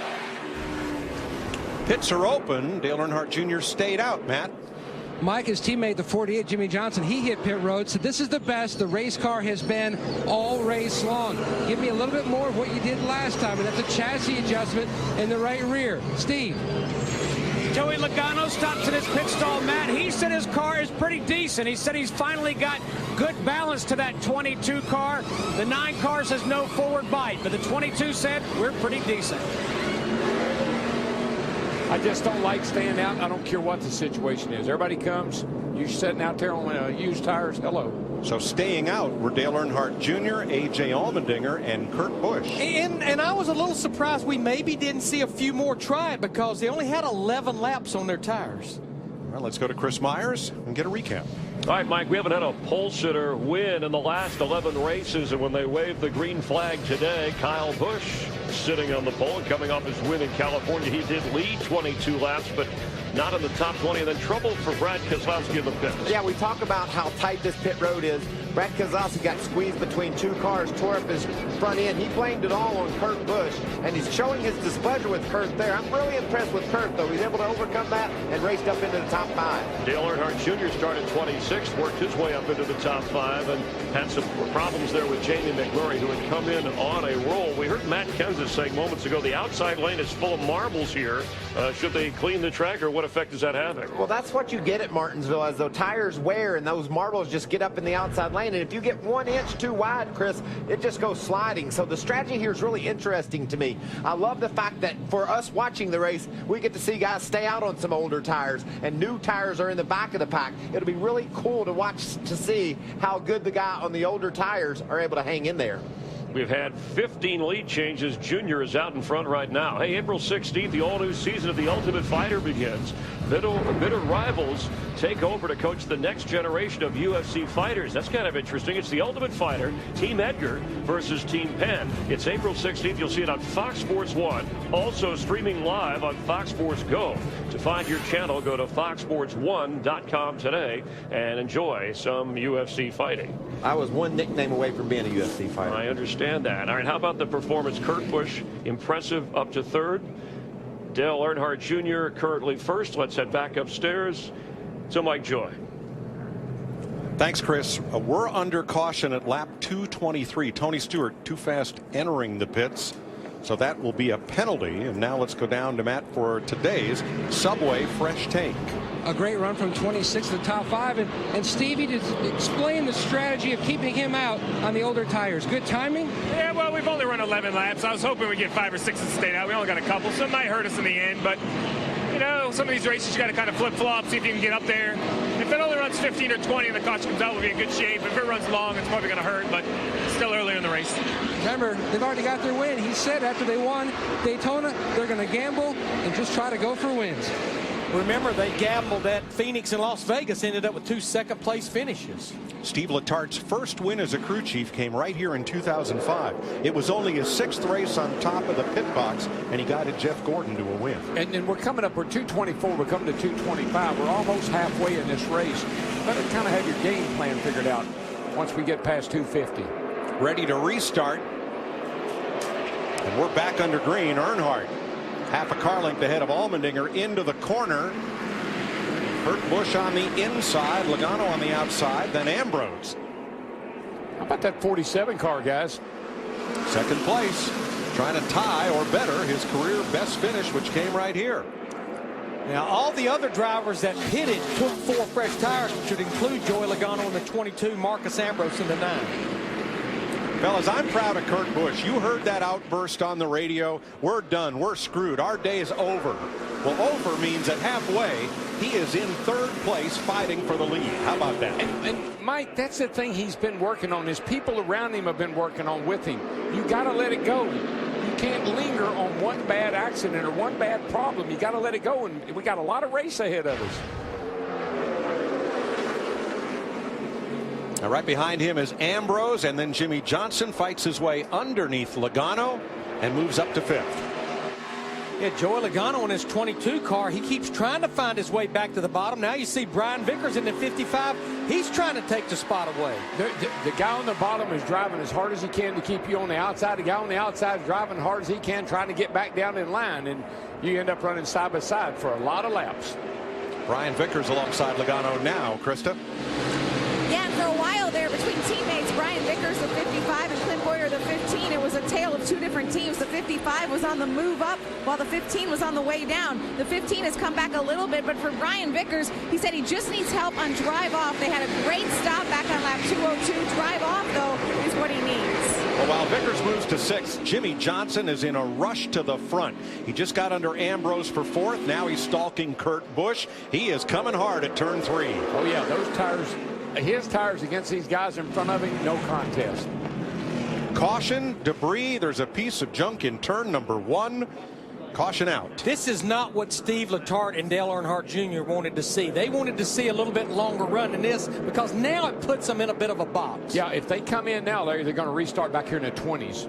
Back in a heavy traffic where we've seen time and time again that chain reaction get your car torn up. Yeah, because the drivers that changed 4 tires the last caution, they only have 6 laps on theirs now. They're good to go. Letard's just about got to stay out. If we think track position is important, and we know it is, you just about got to stay out and take your licks.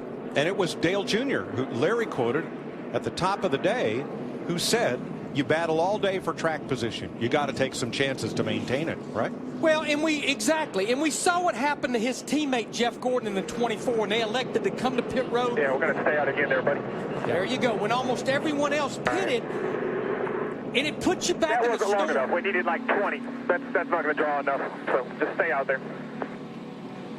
My favorite Junior quote, he said, I grew up in a house full of grandfather clocks. I'd sure like to have one of my own.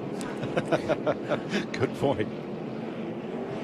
Steve Letard already has a win this year, the Daytona 500. It's already been a memorable season, but they've got a lot they want to accomplish this year together. We got a few takers, though. It looks like Kevin Harvick in that 4 car back in about 12th position. He and Matt Kenseth, they've hit pit road. Casey Kane will be the free pass car on this, the 8th caution flag of the afternoon. We're almost to halfway, just 17 more laps. The thing I've seen about Kevin Harvick and Matt Kenseth, both those guys, they're good on the shorter runs. They haven't been very good on the longer runs, so it makes sense. Maybe they want to come in, work on their cars, and see if they can help them. Kenseth was dropping like a rock after that restart right there. I see why he pitted. Harvick was 13th, Kenseth was 14th, and Tony Stewart, who's also pitted along with Ricky Stenhouse. Stewart was at the back after serving that penalty for too fast on pit road. Looks like Casey Kane is going to get the free pass. It's good news for him because they have struggled all day long. We're closing in on halfway. That'll put 27 drivers on the lead lap. And buddy, and I mean this, Larry, when you get to halfway, you got to kind of know what your next, you got to plan out your next few stops. You can't be coming down pit road just after that. You got to come down when you know it's got to be planned. But we're definitely, now that we're having these cautions come fairly often, we're definitely seeing a lot of different strategies start happening. Yeah, the longest green flag today, only 56 laps. We asked you to show us how you get ready for race day. Here's a KFC social media pit stop. Getting some pre-race lunch watching NASCAR. Is she in the bucket? Is that allowed? Is that? I guess it is. We just showed after all the chicken's gone. Hey, she loves her KFC. How about that? 266 laps to go here at Martinsville.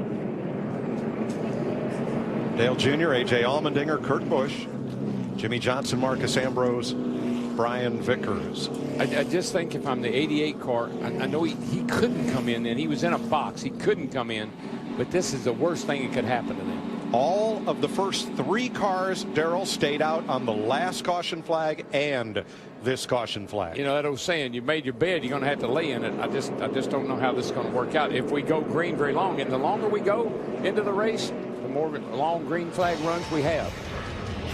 This season, Saturday baseball comes to Fox Sports 1. It all starts Saturday with a doubleheader. Twins, Indians, Giants, Dodgers on Fox Sports 1. Your home for baseball every Saturday. To find Fox Sports 1 on your cable or satellite provider, go to foxsports1.com today. Steve? It might be problems for the 4-car of Kevin Harvick. In fact, listening to crew chief Rodney Childers, they're saying leave the tire tight. I think a chain came unattached that helps connect it to the chassis. Steve, things like this, they've been plaguing this 4-car all year long. I know they got the win at Phoenix, but their last 3 races outside the top 30 with issues like hubs and everything else. It's just new car blue, or new team blues, Larry. You got a lot of new people in place. Rodney Childers put this team together over the winter, and you're just going to have these, I call them miscommunications. The chain was probably too short, and it broke it on a pit stop. The chain to hose the rear end up. Coming off the worst 3-race stretch of his career, Harvick restarts at the back. Hey, Allmendinger got a good jump on Dale Jr. down into turn number 1. Ahead by a nose, even, and Jr. pulls away in 2. Kurt Busch to the inside of the dinger. Ambrose to follow. Yeah, the 47 car is in big trouble on that outside and on those old tires. And whatever was wrong with Harvick is not fixed, we're told. Well, it won't hurt the car. It'll hurt him on a pit stop. When you jack the car up, the wheel will keep coming down until the shock catches it. Now, Allmendinger, who started on the outside on worn tires, backing up, not unexpected as he and Brian Vickers battle into the corner. But what about Dale Earnhardt Jr. and Kurt Busch on worn tires in front of Ambrose, Johnson, and the rest? Well, the good news for them, they restarted on the inside. That was a plus for them. Exactly. Krista? And Mike, what Darrell was talking about you made your bet, now you just have to lie in it. That's exactly what Allmendinger's crew chief Brian Burns talked about. And AJ said, well, I didn't really like that plan of staying out anyway, because now with these old tires, I'm just going to get eaten alive. Yeah, he likes it a lot less now. Well, his crew chief maybe didn't make the right call, but Allmendinger did. Jimmy Johnson inside, Marcus Ambrose for third. And Logano and Vickers line up behind him. So right now Johnson is the first car in the race on new tires, sitting third. And see, this is where Jimmy Johnson, he can be patient. They're going to come to him. He knows that. Their tires are not as good as his, so he doesn't have to hurry. He doesn't have to worry about Kurt Busch maybe going up here, forcing that 88 up out of the way and open the door for Jimmy to come right with him. So Kurt Busch grabs the lead from Dale Earnhardt Jr. And that's all Jimmy Johnson had to do, just wait. Matt? Mike, more bad news for the competition. Johnson told Chad Canals that the car started out much tighter on that run, and he expects it to be much better as this run progresses. He's closing in on race leader Kurt Busch right now. Busch, Johnson, Earnhardt, Logano, Vickers. NASCAR Sprint Cup Racing on Fox is sponsored by McDonald's. I'm loving it. And by Diet Dew, the only diet with dew in it. Caution is out, the 9th caution of this race as we have hit lap 250 of 500 at Martinsville, Virginia, as we welcome you back to NASCAR on Fox. Let's take a look, Michael Waltrip, at what brought out the caution. Ryan Truex was battling hard with Cole Witt, I believe, Chris, and it looked like the two got together. And look, that car hard into the outside wall, even popped the right front corner up off the ground. We've already had a number of lead changes, in fact 20 so far today, 12 in this race for all of last year. I mean, this has just been an entertaining race, and we're seeing pit strategy now. A couple of guys stayed out earlier. Will they all pit now? It looks like it, Chris. Let's check in with Krista Voda. Thanks, Chris. Brian Vickers is having a great run. He talked about drive off, needing that on the last stop. Right now, he said he's just a little bit concerned on these long runs. He gets a little bit loose in. Brian Vickers' team says, we'll take care of you. Matt? Meanwhile, a little concern in Jimmy Johnson's voice over that last run. He said the car did not begin to free up, just kept getting tighter. So this is a great time to pit. Meanwhile, Dale Jr., he needs a little more help on exit. He'd like to be able to get back in the throttle a little bit quicker. And the 41 of Kurt Busch, who grabbed the lead just for a short time, no changes he wanted on that machine, Steve. Matt, Joey Logano said that the center is pretty good, but it's a common refrain. He just needs help on exit, getting off the corners. But he says that center is good. They're going to get 4 tires on the 22. Kevin Harvick and Matt Kenseth stayed out. That's what we're looking for, guys mixing it up. We know those guys have been on the pit road since the leaders had, so it makes a little bit of sense to try to grab some track position. Chris, I think staying out and on these older tires will work better and better as we get more and more rubber on the track going late into this race. So we'll see if Matt can hold up to the pressure of the new tires like we saw Dale Jr. do so well for so long. Matt Kenseth led at the 200 lap mark, and at the 100 lap mark was Jimmy Johnson, who has led this race 6 different times.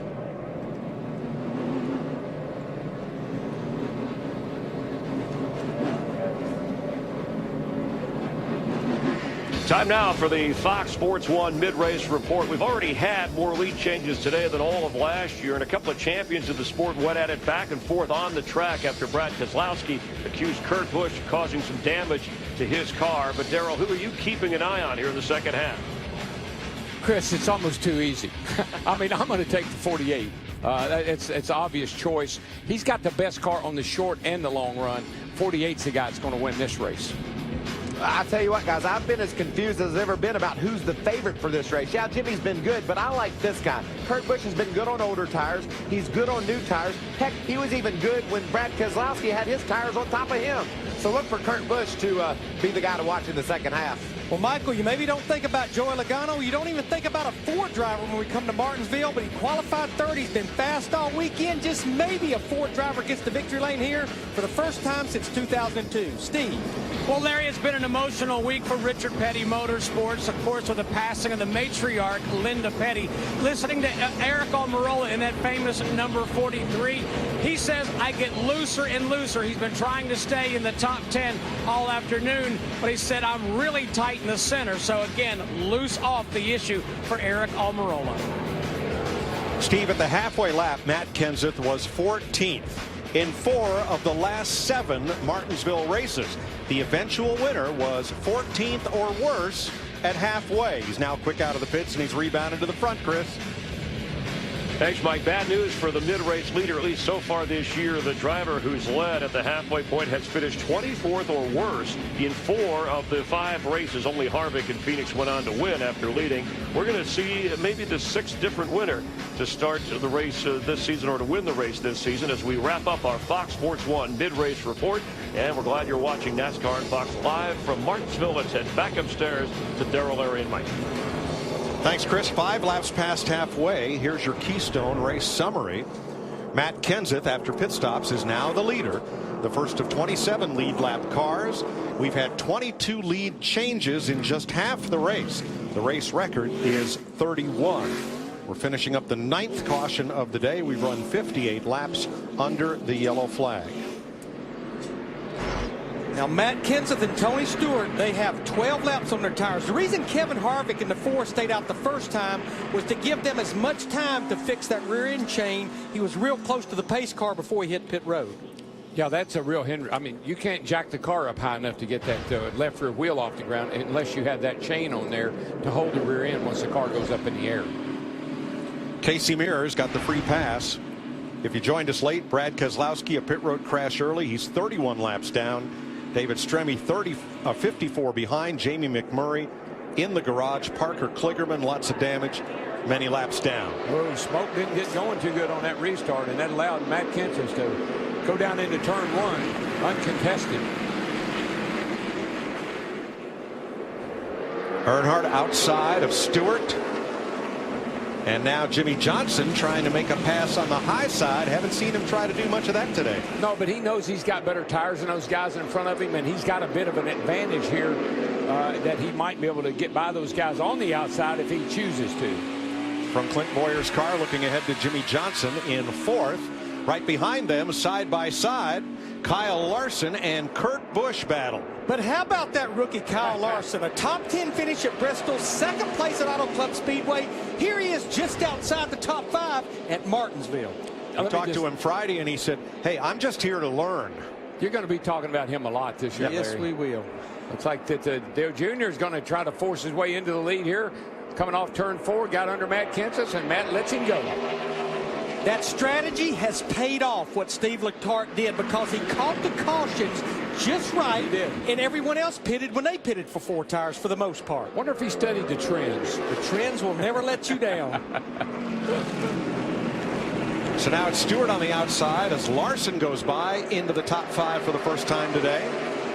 And Brian Vickers dive bombs turn number 1, while at 2nd place, Jimmie Johnson back to the bottom, his favorite passing lane, and he has the measure of Matt Kenseth this time. I'm just loving the way Jimmie Johnson's running this race. He's being so patient with the competition, taking care of his car. I like the job Jimmie Johnson's doing today. Not often you see a rookie in the top 5 at Martinsville, but there is Kyle Larson, Krista. And Mike, what's so impressive is his cool, calm demeanor. Remember back on lap 5, he was caught up a little bit in that incident. He had a little bit of a wrinkle on the left rear of the car. Really the only issue he's been talking about since then is that his car needed to be continued to tighten up. It was a little bit loose under throttle. When I talked to him this weekend, he said, I'm just not comfortable here. But his level of comfort, well, it's there right now. But the thing about this young man is he's gaining the respect of these other drivers. We got a battle for the lead. Here goes Johnson by Dale Jr. for the lead. Looks like the 15's going to look under Matt Kenseth here in turns 1 and 2. Got the inside. Looks like the 15's going somewhere, and here comes that rookie. First and third change hands on this lap. Johnson to the lead. Bowyer to third. Lots of battles further back as you see Almirola, Ambrose, and Menard fighting for 11th. And Ryan Newman 14th and 15th with his old boss Tony Stewart. Jeff Gordon comes back into play. Once you get into the second half of the race, the urgency picks up just a little wee bit. Yeah, I don't think Tony Stewart in that 14 had quite a good enough car to stay out on 12-lap tires. I don't think so either, Larry. But what I mean by that, Mike, is where you might have given a guy a break or where you maybe not, is that you're going to get more and more and more aggressive as these laps start to wind down. Steve? Mike, you see Joey Logano, there was trouble for him on that last pit stop. The right front fender was damaged, and they had a hard time getting the tire off to change. He restarted in the 20th position. And that's the other thing you cannot have happen in the second half of the race. You can have that happen and overcome it in the first half, getting to the point where you can't now. 6th place, and Carl Edwards moves up on Matt Kenseth. You know, Chris asked me in the pre-race show, could Carl Edwards be the short track king? I said, yeah, but you got to win at Martinsville to be the king. Bristol, Richmond, these other short tracks, yeah, but you got to own it all. And the king, Richard Petty, has won at Martinsville, what, 15 times? 15 times. And his car with Eric Almirola aboard, challenging for the top 10. Kyle Busch just ahead. Kyle back in the top 10, up to 8th position. But they're just driving by Matt Kenseth like he's tied. I think he is in the same boat as Tony Stewart, just not quite good enough car to stay out even on 12-lap tires. And Kenseth's been like that all day. The pit crew has been saving him. McCaushey's have been saving him, but he hadn't had a very good car over the long haul. This race has had more comers and goers than a bank of elevators at a skyscraper. That was good, Mike. I like that. 5th straight race at Martinsville that Jimmie Johnson has led 100 laps or more. NASCAR on Fox is sponsored by Geico. 15 minutes could save you 15% or more on car insurance. And by triple filtered Keystone Light. Always smooth. 220 laps to go. Jimmie Johnson leading by 0.6 of a second. In his Martinsville career, he's led over 100 laps 13 times, including the last 5 races in a row. And Clint Bowyer is now the 2nd place car. Krista? Back on lap 171, Mike, Clint Bowyer described his car as terrible, but they just needed a little time. When I spoke with Brian Patty, his crew chief, he talked about the fact that because there was no truck race before this race like normal, they didn't have that in their notebook to know how tires were going to wear or how the rubber was going to lay down. So he said, once we get settled in, once we make our adjustments, we know we're going to be, quote, pretty good. And that's a good point, Krista. The trucks were rained out yesterday, and that truck race will be held about 30 minutes after the conclusion of our race, and it'll be live over on Fox Sports 1. And that 15 is getting ready to take the lead here in a second.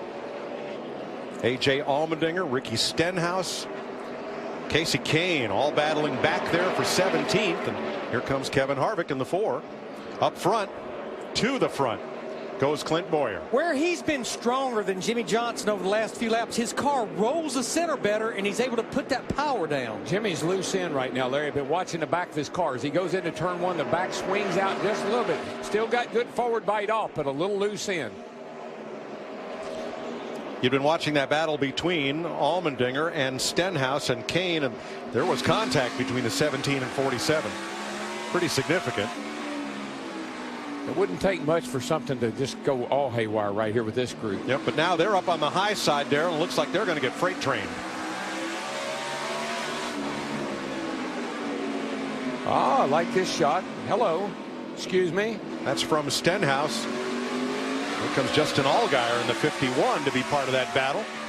Whole new meaning to close quarters right there. Yep. And then Allmendinger. Now there's the contact earlier between those two as Stenhouse slid up a bit. That's casual contact there. You got to be careful because that'll cut a tire down in a heartbeat. I tell you, that 47 and 51, they're going at it pretty hard, right? Going into turn one. Allmendinger got into the back of the 51, got him sideways, and that's how he got under him. And for the lead, Clint Bowyer eases it down the straightaway, and Johnson powers around the outside. But, you know, that's what I see with some of these cars. Mike, look how fast that Clint Bowyer caught Jimmie Johnson. But the tires go off. If you run too hard, you wear your tires out. Tell you what else, Jimmie Johnson in that 48, our leader's caught, is a lot of lap traffic at the back of the field. Things are going to get busy here as they come off turn number 4. We'll let Jimmy work traffic as you can slide your volume control, push the remote, or if you still have a volume knob, just crank it up.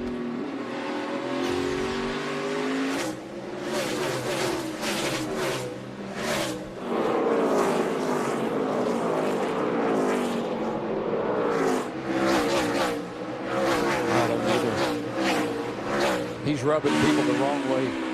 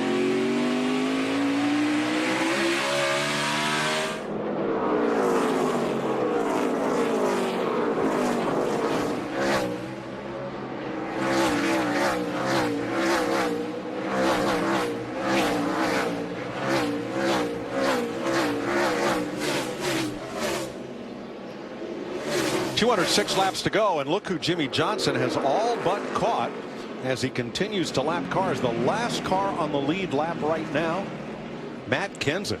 And not far from him, Tony Stewart in the 14. Remember, Kenseth and Stewart stayed out the last time, and they have truly paid the price here on this long run. If they had studied the trends, and when I talk about halfway and how things change, normally from halfway, sometime in there we get a long 100-lap run that gets us up into the 400, so 410 or so laps before we have another caution. Bad timing on staying out. Yeah, you're right, Darrell. The average length of the longest green run in the last 10 spring races is 89 laps, and normally this is the time of the race that it happens. Exactly. When we restarted about lap 255, Matt Kenseth was the leader, and he's now about to go a lap down. He is 27th. How about his teammate Denny Hamlin, who's back up in the top 10, Steve? Mike, he is indeed inside the top 10, but he might have a bit of a problem. His team is telling him that he has a windshield tear off covering his left front brake duct. It's not an issue now, but they're telling him to take it easy on his brakes if he can. Yeah, you can see it right there. Right there, you can see it. And yeah, the air going in to cool these brakes is about as important as the air going in to cool the radiator here at a place like Martinsville. And we've had quite a bit of debris blowing around today because it's so windy. I mean, the wind is still howling pretty good out there, and it's blowing a lot of trash around. And no, they're not all hot dog wrappers. Just maybe half. If the door was open up here, it would be, though. 300 laps complete next time by. Boy, Ryan Truex has had a tough day, and David Stremme, both of them in turn 2, and Truex, he's trying to find a gap. Well, he to got get to pit road. Can't. Gets going though. He got all those marbles on his tires, Mike, and the car will not turn until he gets down in the groove and gets it buffed off. He and Stremme had the same problem, thing. And they had contact together a little bit earlier.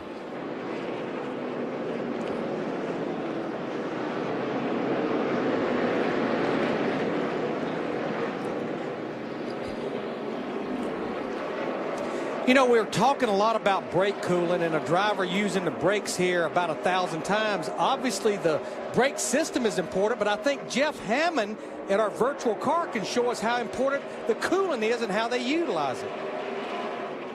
Let's talk brakes, more specifically cooling brakes. And I'm not talking about Martinsville and Richmond. I'm talking about everywhere. Teams have realized they've got to be able to cool their brakes.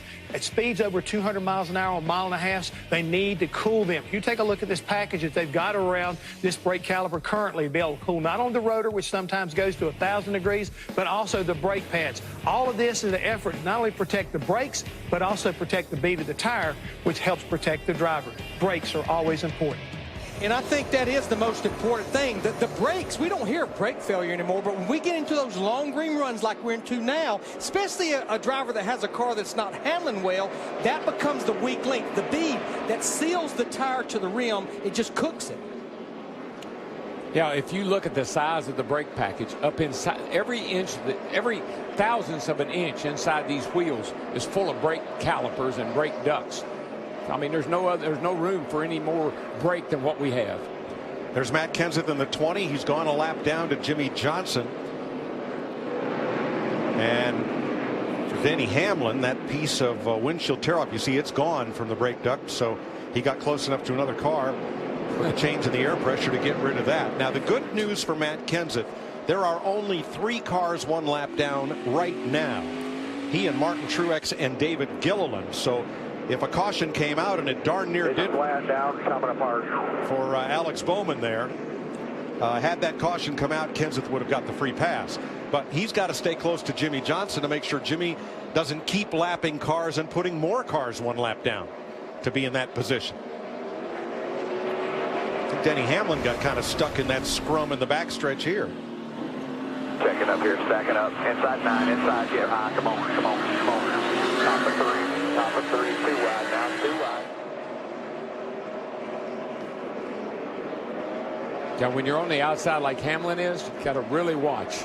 And Ambrose in that 9, he's going to make her 3 wide coming off the corner. Yeah, with Denny up on the outside, if he got a little higher, he gets that build-up rubber on his tires, and he would have been in trouble. But he tread the line there and made it. Well, with Bowman fighting to get to the pits, that was a bold move by Almirola and Marcus Ambrose in front of the 43 to go to the inside when a car's trying to get down to that pit entrance. Paid off, though. And you know the problem that Matt Kenseth in this 20 car has, one, we're about 40 laps away from when he would have to make a pit stop. But the biggest problem is on this long run, Jimmy Johnson just keeps putting other drivers a lap down, and that's putting him where he's not in position for the free pass.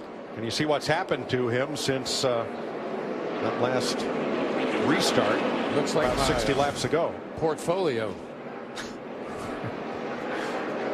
And now Kenseth, boy, was real slow in turn 2 there. The longer he goes, he gets up out of the groove. Gets that again. He gets the rubber buildup on his tires, and then it takes for a little bit of time to get it off.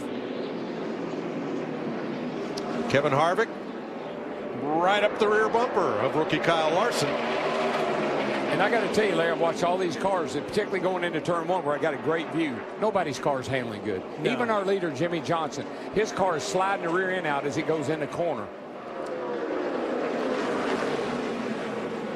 Kevin Harvick just keeps marching his way back toward the top 10 in that 4 car. He takes the 11th spot away from Kyle Larson at 42. Our 2 rookies battling out right there for 11th. Austin Dillon in the 3, Larson in the 42. I believe, Larry, there's just going to be a lot of guys right now that we're going to end up with some tire issues here because I think they're going to wear them out on this long green run. 313 laps complete. The last caution was more than 60 laps ago. It's the longest stretch of green flag racing today.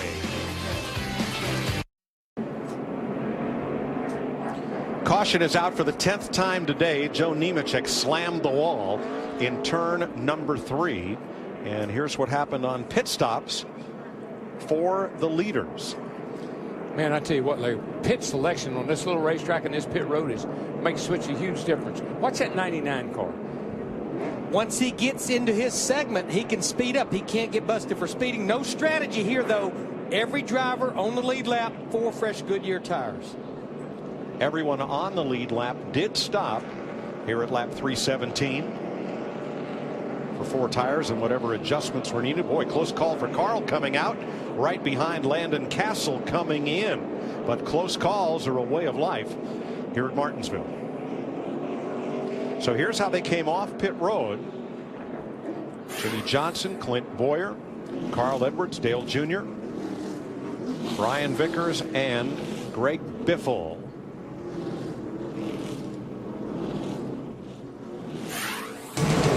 NASCAR on Fox is sponsored by Subway Restaurants, introducing the new crispy cheesy Flatizza from Subway. Now get 2 for $5. Subway, eat fresh. Let's show you why we're under caution, which came out 4 laps ago at lap 316. Joe Nemechek in the 66 sailed off into turn number 3. Oh yeah, he slams it, and it's almost it's like maybe brake failure. We saw something like that similar here. Remember a couple years ago with Martin Truex Jr. going off in that corner. Tony Stewart gets the free pass. He was the first car 1 lap down. Let's recap pit stops, beginning with Matt. Mike, DW is exactly right. Jimmy Johnson saying his car is going away. It's way too free on entry and exit, but Chad Canals told him, if I fix your entry and exit, I'll hurt your center, but they backed up 1 entire adjustment on that 48 machine. Meanwhile, the 99, he's been back and forth, both tight and free. They made a chassis adjustment on him. He was way too free that last run. Krista. Before that caution, Clint Boyer concerned about his left rear giving up. Crew Chief Brian Patty said the only thing we did, air pressure. Would you like that again? Clint said yes. And he said, what adjustments do you need? The driver said nothing. Steve? Krista, Greg Biffle told crew chief Matt Pusha, he said, I feel like I've lost my edge a little bit. I'm chattering the front tires. He said, I feel fast, but they made an air pressure adjustment on that number 16. Thanks, Steve. Here's a closer look at today's race action with Sprint.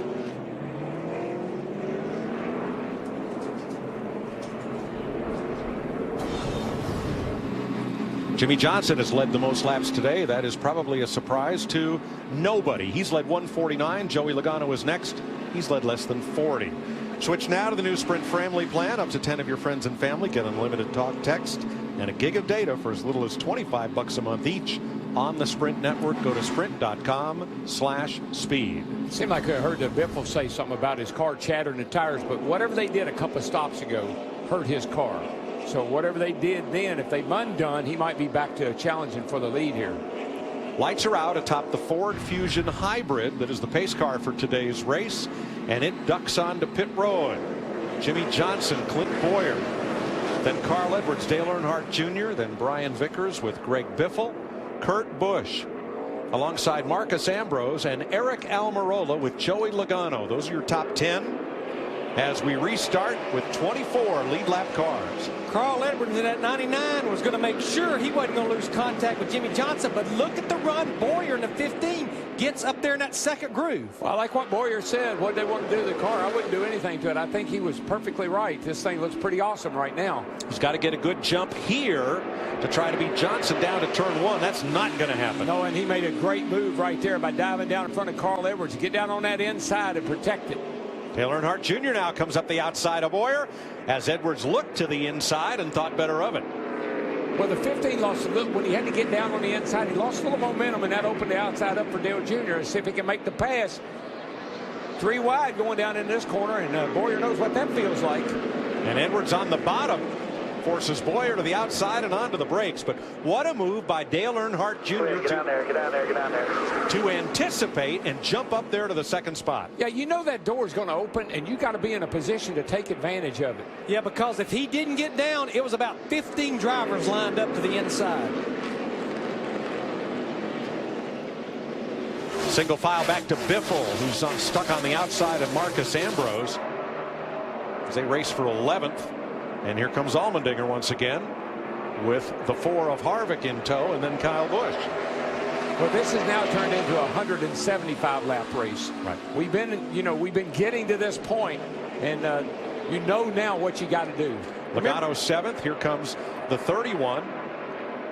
Ryan Newman on the inside of Almirola. Yeah, remember, Joey Logano, a lot of damage to a fender, a lot of time spent on pit road, not that many laps ago, and here he's back inside the top 10.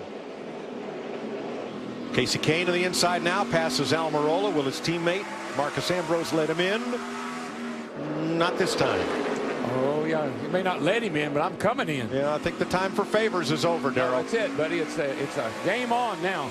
And Kevin Harvick in that 4, he's going to take advantage of it. You're riding with him right there. He takes that spot away. And you can't give up spots at this point in the race. You got to hold your position at worst and try to gain at best. Almirola finally got in line behind A.J. Allmendinger and ahead of Kyle Busch. I want to go back to Casey Kane in that 5 car. Remember, he got damaged early in the race. He went a lap down. He got the free pass, and he has fought and clawed his way. Look at that car. The whole nose is taped up on it. He's fought and clawed his way back to the top 10. They would tape up the back, but it doesn't have one. When we used to run the Dogwood 500 on this weekend, the modified Sportsman doubleheader, there were 4 GM cars that they raced. Jeff Gordon inside of Greg Biffle there. They had the Chevy Nova, the Pontiac Ventura, the Buick Apollo, the Oldsmobile Omega. All those cars were the same except for the grille. After 250 laps here, Dale Earnhardt's black number 8, you couldn't tell which one it was. No. We just put big enough bars behind the grill, and we intentionally used up the front of the car. It's like he brought himself a case of Grill Gone, because that was the only identifying mark between those cars. Typical Martinsville. 6th place, Joey Logano. Whoa, Kane inside of Vickers. Little contact there. He didn't open the door. He just stuck his foot through it. But that's short track racing right there. You just root, you gouge. That's where all those terms came from. Dale Earnhardt Jr. hunting Clint Boyer now for 2nd. Excuse me, Clint Boyer just passed Earnhardt Jr. for 2nd. And you look at Clint Boyer in that 15 car running 2nd. Yeah, I know he has not won a race here, but when you look at the last 4 races, his average finish is 2nd only to, oh, by the way, Jimmy Johnson in that 48 car. We saw Boyer chase down Jimmy Johnson before the last caution, took the lead momentarily, but it's almost like Johnson said, oh, I just want to see how good you are. And it may happen again here.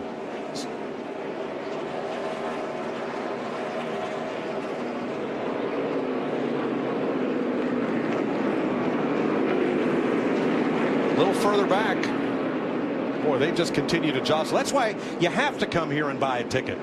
You know, your television just isn't big enough for us to show you every single battle, every single lap.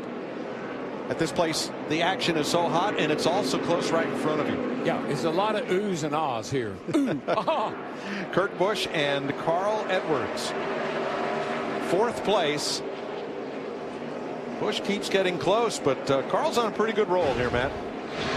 And Kurt told his team under that last caution that the track is starting to snug up. The track temperature has gone down almost 10 degrees since the start of the race. The sun has gone as well. And Carl Edwards echoed that. He just told Jimmy Finney that my car has gotten tighter rolling the center. We're going to have to work on that. Yeah, the track's snugging up, and the guys are snuggling up. Yes, sir. But, Darrell, one thing I'm noticing, I'm still not seeing the concrete corners turn very black with rubber even this deep into the race. No, Larry, because it's all up on the outside of the racetrack. It looks like they're shedding rubber off the tires and not really applying it into the track itself. We usually see those. Remember, we always see those black buildups, the little bumps that build up on the track, and we're not seeing that. No, as you see from the bumper cam of Clint Boyer in 2nd place, that close to the race leader. Those concrete corners, they're just about as white as they started the day. They've just not taken any rubber. And you can see that left rear tire on Jimmy Johnson's car there, how it just gripping. You see it just almost looks like it's chattering, but not quite. Watch the sidewall of the tire. Saw a hunk of rubber right there. Oh, no. Oh. What the heck? Caution waves. He had to have a little help to be spun out right there. Yep. 11th caution of the day. It's for Kyle Larson. And Greg Biffle was having an issue. What was it, Steve? Yeah, he had dropped all the way back to 21st, Mike. He said, something is wrong with my car. He said, I just can't turn it at all. They're still trying to science out and figure what is wrong with that 16 car. Off in the distance, you'll see Kyle Larson in the Chip Ganassi Chevy. There he is. Yeah, back there and coming off turn 2 here. Oh, no contact whatsoever right there. Matter of fact, Biffle is fortunate that he didn't get into the 42. The 42 just spun out. They're both very fortunate. Larson was running 20th and on the lead lap. Now, I don't believe there'll be a free pass because Larson was the first car 1 lap down, and I'm mistaken. Matt Kenseth, we're told, is the free pass. 17 laps on the tires. I think pit road will be a very busy place. I think we've already seen the product of staying out. Whoa. Carl Edwards just about got into the back of Dale Jr. coming on pit road. And everybody but Kenseth in because he's the free pass. Here's Krista. Clint Bowyer is in right now, and he is talking about on that last run was just needing the forward drive off. Matt? And the 48 of Jimmy Johnson saying that, you know, he is decent on exit, but he's still wondering if they should make another adjustment. You can see a wrench going in the back window. Chassis adjustment as well for Dale Earnhardt Jr. Meanwhile, Kurt Busch and the 41, he was debating whether to make an adjustment at all, Steve. Well, Matt, Joey Logano saying that his car is tight when he starts a run, and then eventually the car will come to him. They're going to change 4 tires for Logano. You see Kyle Busch there right ahead of him. 4 tires for the 22. Well, they're stacking up again over there leaving pit road because the field is not by yet. But Larry, what they did is NASCAR put a flagman about halfway down the back straightaway here. You can see him right there to keep that from happening. Caution for the 11th time today.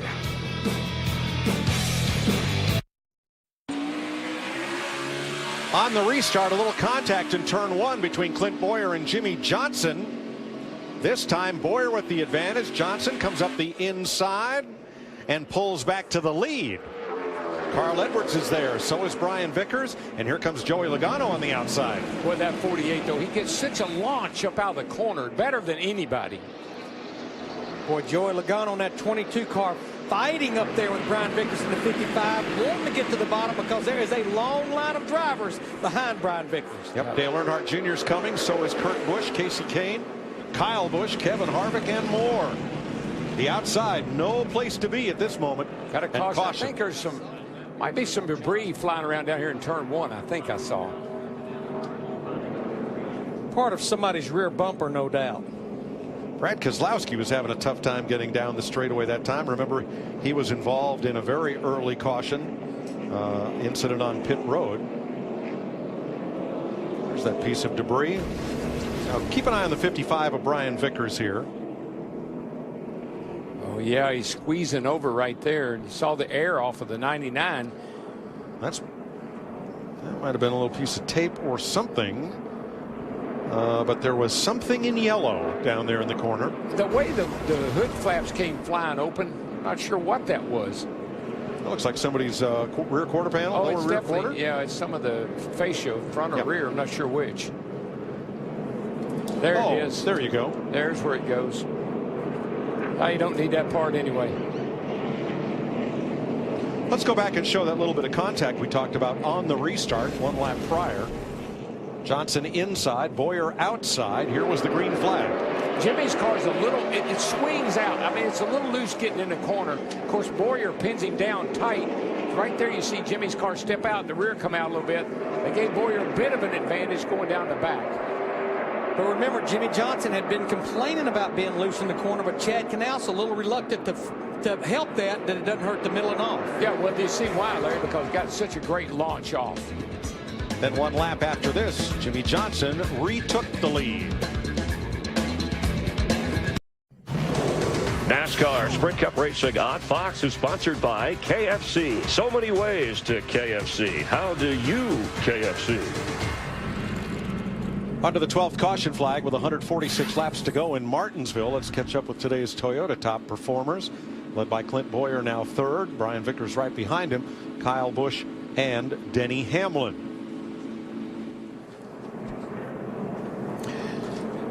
Tire wear has been an issue today. Jeff Hammond has some show and tell for us about what's been happening where the rubber meets the road.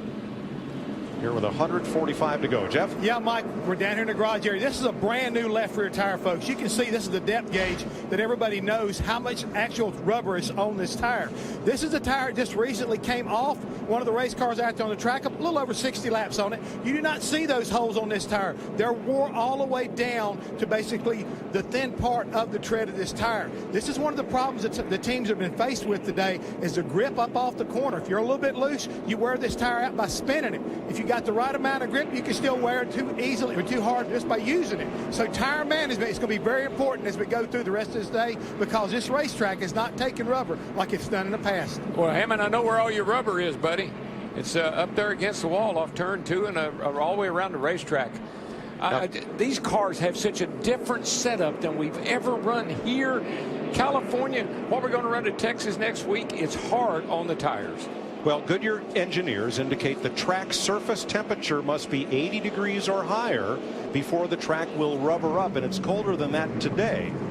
Did you see that Goodyear sticker tire that Jeff Hammond had? It's going to become a valuable item because teams are allowed 11 sets of Goodyear tires for this 500-lap race. By my calculations, most teams only have 1 to 2 sets left. Because you need them after 10 laps. I know. Is there anything we can do? Does anybody have more sets than that? We need to plan if they do. I think everybody's on equal keel here. All right, well then let's outsmart them here. If we get a caution with 10 or 12 laps, maybe we can hang on to the lead lap long enough to have an extra set of tires. To be real smart, I don't really care about finishing the top 10. We want to win this thing.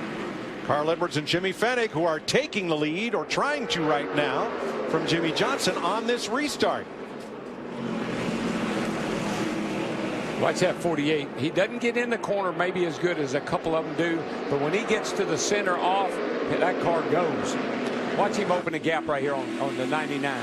Away he goes. Edwards drops in line. Brian Vickers trying for the outside. His teammate Clint Boyer down inside for third. Yeah, no break for a teammate now. Too late in the race. And Joey Logano on that 22, he wants to stay hooked up to Clint Boyer in that 15, not let Vickers in the 55 down. Yeah, that's bad news for Brian Vickers, because right behind Logano here is Kurt Busch, then Casey Kane, then Kyle Busch, or then Harvick, who drops it to the low side. Mike, just real quick on the tires, when you're using a tire for a spring, you're going to wear the tires out, and that's what these guys are doing. One way or the other, last week and this week. Oh yeah, if you look at these race cars, they are on the ground. There's no give. If they gave, they'd be dragging the ground, and look how low they are. Well, Brian Vickers just stacked them up that last time through 1 and 2. He had his hands full and about had the whole field slowed down. And it's just so frustrating, Larry, because you got a good car, but you can't get back in line. And you can't give up. You got to keep trying. What are you going to do? And with this fairly new format of double file restarts, you don't have a choice where you restart. Half of you on the lead lap are going to start in that restart in that outside lane. Just saw a car we hadn't talked about in a long time. Boys, we see Logano in the 22 all over Boyer in the 15. Urgency. Still 138 laps to go. Casey Kane against Boyer. Then it'll be Harvick. Steve? Mike, you guys have talked about Casey Kane's comeback from that early pit road damage. He said his car is tight early, but if he gets a long run, he could be dangerous. He said the track comes to him. Yes, Stephen, I look at Casey Kane in the 5 and Kevin Harvick in the 4. That's two drivers that were way at the back of the pack earlier in the race because of different issues. Yeah, when you're a little tight in the middle, that means the car's pretty secure getting in, so he can drive in pretty hard. Also means it's pretty good getting off. You're just a little bit slow right through the middle of the corner, but you have good entry and good exit. Casey Kane only has 3 top 5s here, but 2 of them came within the last 3 races at Martinsville.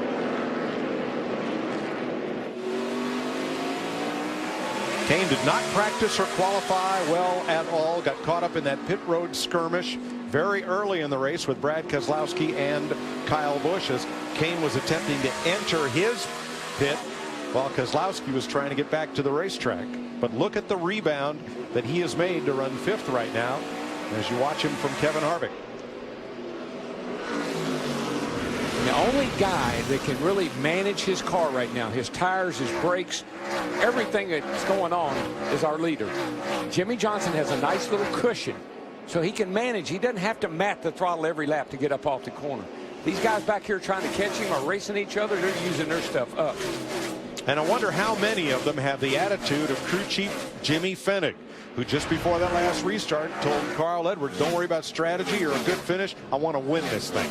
Well, they have that win in the bank from Bristol, and they know absolutely you win a second race, that'll punch your ticket for the chase. Logano got a bump from Kurt Busch down in turns 1 and 2. And Busch takes the bottom lane out of 3 and 4 and moves back into 3rd. That's short track racing. Look, you give a guy a bump. You let him, hey, I'm here. I think you're holding me up a little bit. What you don't want to do is that next lick that he might give you. So a smart guy is going to say, okay, you're faster than I am. Still a few laps to go. I might give you a break right here. And if you come off the corner and that other car is not fading in your mirror, you know that bump's coming. You got it. Well, if memory serves me right, not that many laps ago, Joey Logano did the same thing to Clint Bowyer in the 15 car. Live by the bumper, lose by the bumper. Dale Earnhardt Jr. inside Casey Kane, teammates battling, Bowyer right behind them. Boy, it's amazing to me, though. Cars are running really good. We just take Casey Kane, for instance. Running really good, gaining on the lead, running right up there in the top 4 or 5. All of a sudden, it's like he flipped a switch and he starts going backwards, and that is tire wear.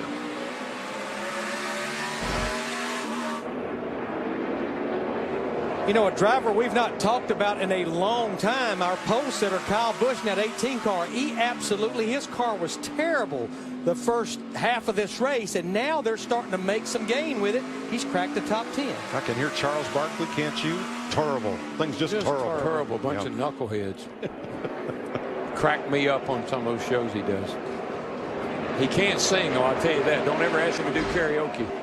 Now, one reason that Kevin Harvick and Casey Kane have been able to get back to that top 10 is they've had more pit stops than anybody else. They've made 11 pit stops, Larry, while race leader Jimmy Johnson has been in for service 8 times. In most of the trips that people's made to pit road was for 4 Goodyear tires. So that could be a story if we start having an outbreak of cautions. Going back to the conversation with Carl Edwards and Jimmy Finney.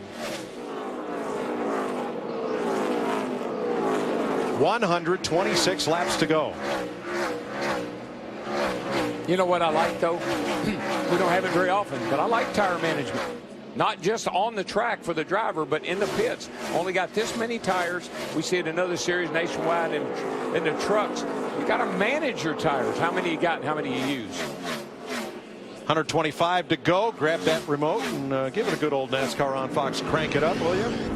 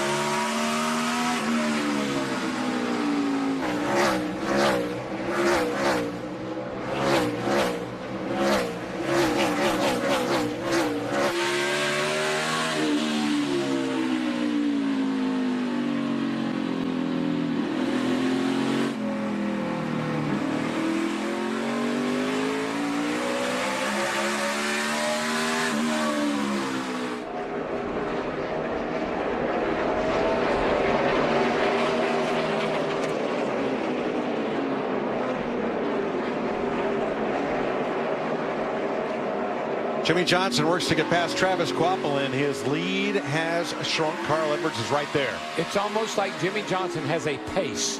He's running a pace. It's been right around a 20:02 to 20:10. Some of the other guys can be a little quicker than he is, but it seems like he lets them catch up.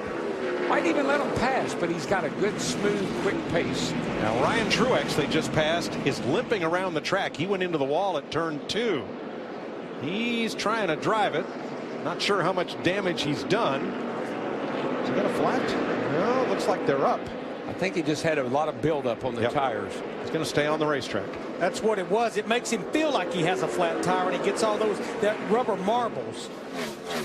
You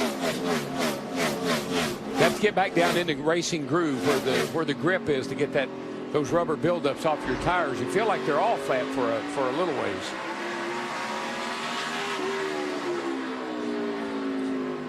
Well, Jimmy Johnson in that 48, our leader, he's getting into some real heavy traffic in front of him.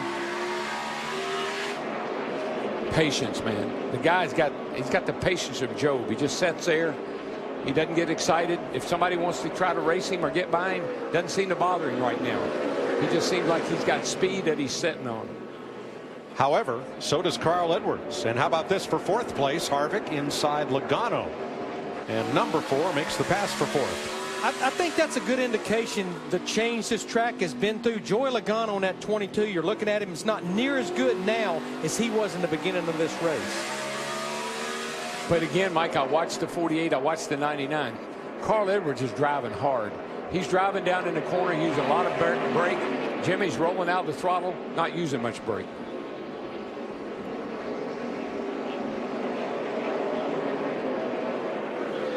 Working through lap traffic, Alex Bowman trailing a fender there from previous damage. You make passes here from off the corner to the middle of the straightaway. That's how you make passes. It doesn't really help you a lot to be able to drive into the corner real hard. Matter of fact, it usually gets you in trouble.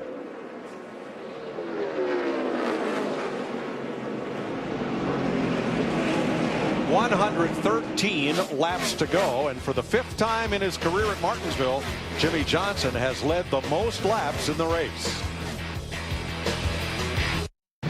NASCAR on Fox is sponsored by Coca-Cola, the official soft drink of NASCAR. Coca-Cola, open happiness. And by Sprint, get a Sprint family plan for as low as $25 per month each. Visit a Sprint store today.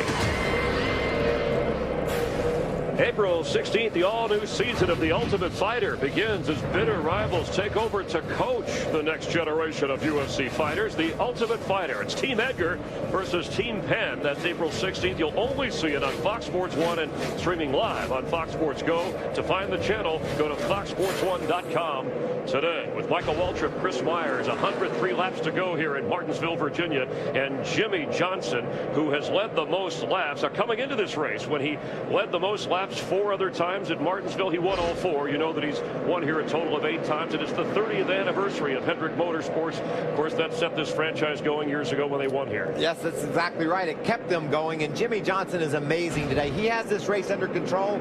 He's just running hard enough, I think, at this point, Chris, to save those tires and to hold off Carl Edwards. He's led 9 different times. Now, Carl Edwards, who's never won here, but has been good on the short tracks, he joked about winning the grandfather clock. He said, yeah, because it would mean I'd win the race, but also people tease me about being late all the time, and I wouldn't be able to miss it. Yeah, and he has got a really strong car. He's been steady all day. I think that's interesting. Guys like Kurt Busch, who got in the early scuff-up with Brad Keselowski, Carl Edwards, Jimmy Johnson. The track has changed tremendously, Chris, but yet these cars have been able to stay right on top of it. A big tip of the hat to that guy. Got in a scrum earlier and is still charging forward. Yeah, his average short track finish last season, we're talking about Glenn Boyer, is in that 8.5 range. All other ranges over 12, so he has been very good on the short track, even though he hasn't had a victory here. You know, everybody at Michael Waltrip Racing knows that if you get to Martinsville, Clint's going to figure out how to be fast, and he's doing just that. Harvick's team, they've had some troubles on pit road, pitted more than others, but yet he's still running inside the top 5. Very fast car on the track. Be interesting to see how they're able to survive a late pit stop if that comes into play. And again, the lead changes are up, the cautions are up in this race. The Gibbs cars you thought would be a factor have not been much today. Dale Earnhardt Jr. moving up to 6th. Let's head back upstairs and rejoin Darrell Waltrip, Mike Joy, and Larry McReynolds. Well, I want to talk a little bit about strategy, because we've been talking about long green runs. We've been talking about tires that are left in the pits for these drivers. All of these drivers pitted at lap 342 with 158 to go.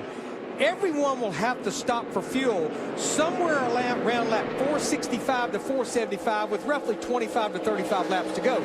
But we've went deep enough into this run. If we get a caution, you know you're going to have to pit for 4 tires. It'll get you to the end on fuel, but I think now that we've crossed the 400 lap mark, 2 sets of tires in the pits for most all drivers that are down there should put them in good shape. Look at what happened to our leader here. The 48 car gets into the back of Justin Allgaier in the 51 going down into turn 1. And, buddy, it was quite a bit of damage. You'll notice, see the top of the grill there, just along the front of the hood, it caved that right in. And no damage or no harm, but look how much it caved that in.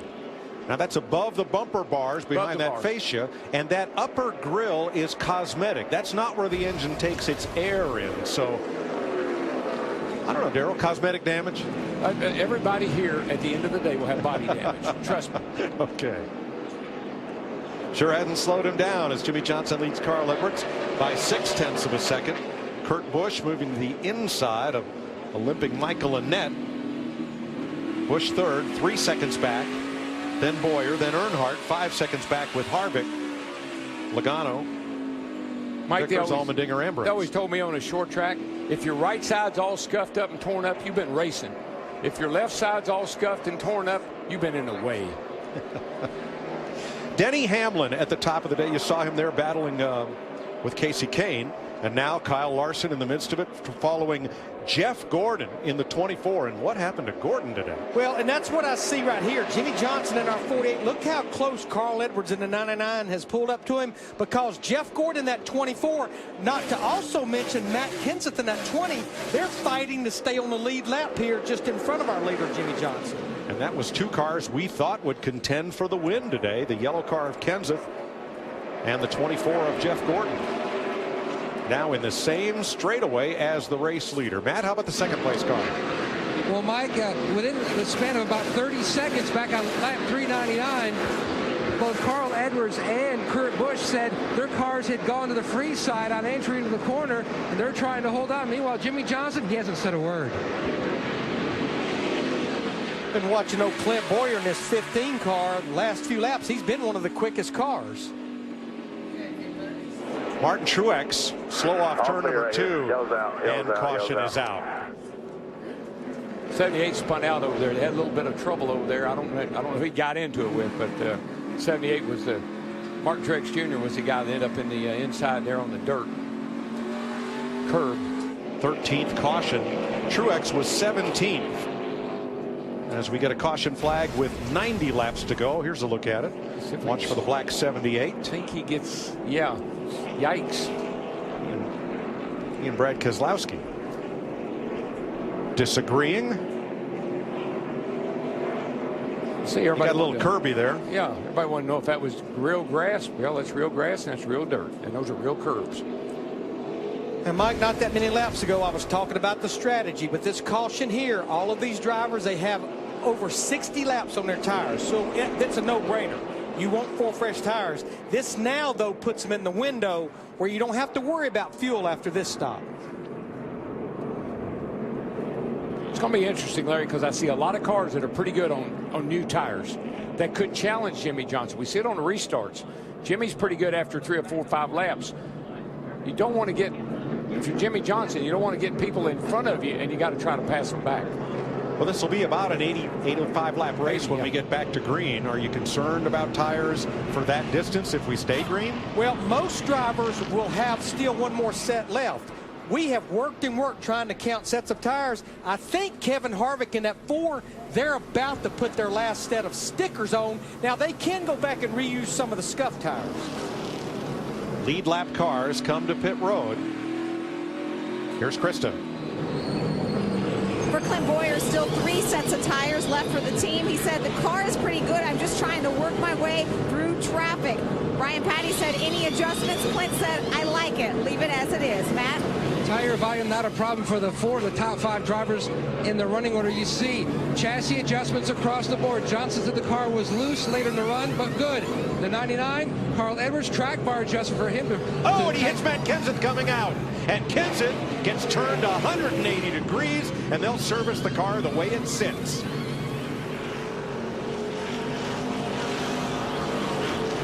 I mean, what they're doing right there, it's perfectly legal. He's in the box, so they're going to go ahead and change the 4 tires.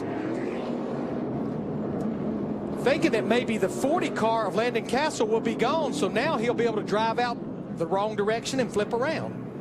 Spun it an exact 180, and they serviced it where it stopped. Whoops. We get going. Now here's Carl. Castle comes in. Carl comes out. And Kenseth is there. Locked up and parked perfectly. You know what Carl was watching? Not the 20, obviously. The 48. 40. But you know what? The 48 was up there getting ready. They were trying to race each other out of the pit. But give a call to Landon Castle, Darrell. He's had a great race today and was up and into the top 20 when that caution flag came out. Nice job by that young man from Iowa. He's had some tough luck this season, but he's had a really strong run today. Yeah, running 22nd right now, looks like. But Carl Edwards has had tough luck on pit road. That's the second time he's had contact during pit stops with that 99 car. Well, because of where he's pitted, Larry, he is getting in his pit box faster than anybody I watched. And he's getting out of his pit box pretty fast, too.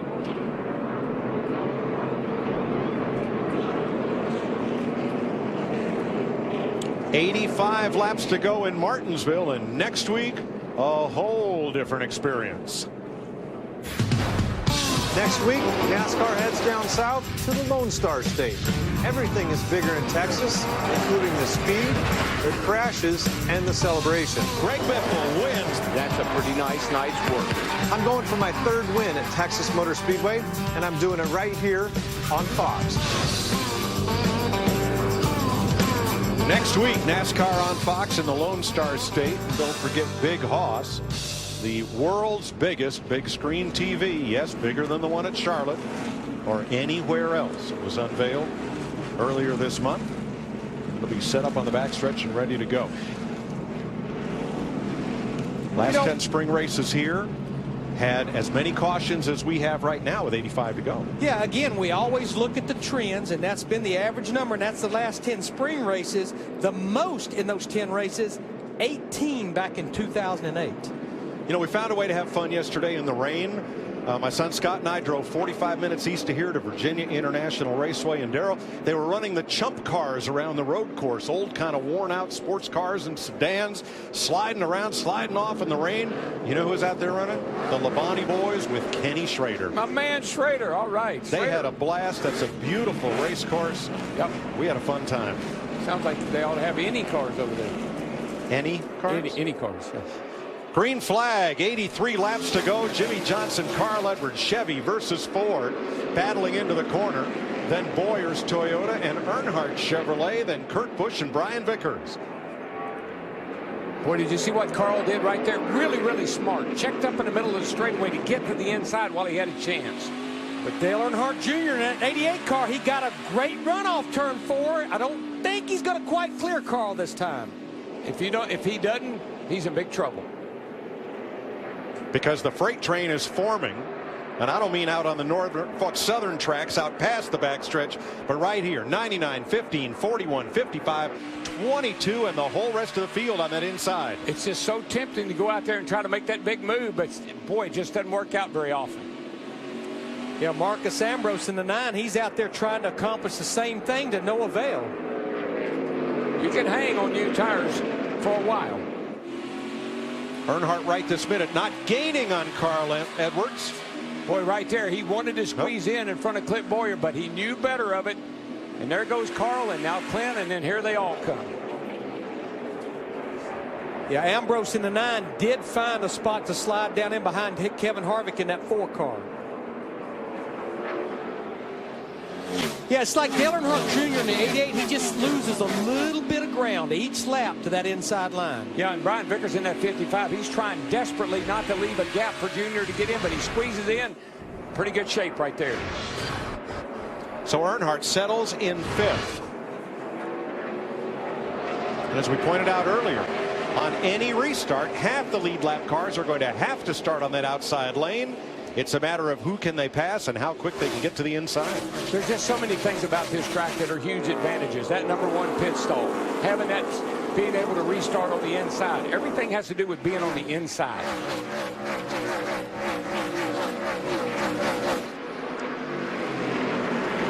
Jimmy Johnson's in such a great position right now. He has an 1/8 of a second lead. He doesn't have to charge the corner. He doesn't have to fight anybody off, because look at this battle behind him. Kurt Busch inside of Bowyer, looking for 3rd place, and he'll probably get it right here. Yeah, the last time off turn 2, Kurt Busch in that 41 just muscled his way by Bowyer in the 15. Yeah, and remember, a couple of years ago up here when Hendrick was going for their 200th win, they were inside of 10 laps running 1, 2, Jimmy Johnson, Jeff Gordon, and Dale Jr. was running 4th. and they didn't win the race. Big heartbreaker for Rick. No, last restart, they crashed together. Boyer took them down into turn one there, got 3 wide, and they all spun out. And Ryan Newman came from about 5th to win it. Yeah, and Allmendinger finished 2nd. That's right. All right, now it's Kevin Harvick to the inside of Vickers, then Ambrose, and then Almirola. Both the Petty cars have had a strong run here today, and we know that whole team and family racing with such heavy hearts after Linda Petty's passing early in this week. Richard was slated to be the Grand Marshal. He's not at the track this weekend, understandably. But his 2 drivers are giving a very good account of themselves. They have had a great day. I'm telling you, Marcus is 9th right now, and Almirola is right there in 9th. Good job, boys. Kurt Busch, the man who said we're done after an early crash on pit road with Brad Keselowski. You see the damage on the left side of his car from that, and he has fought his way back, and now he's 0.8 of a second off the lead as Boyer dives inside on the first Ford in the race, that of Carl Edwards.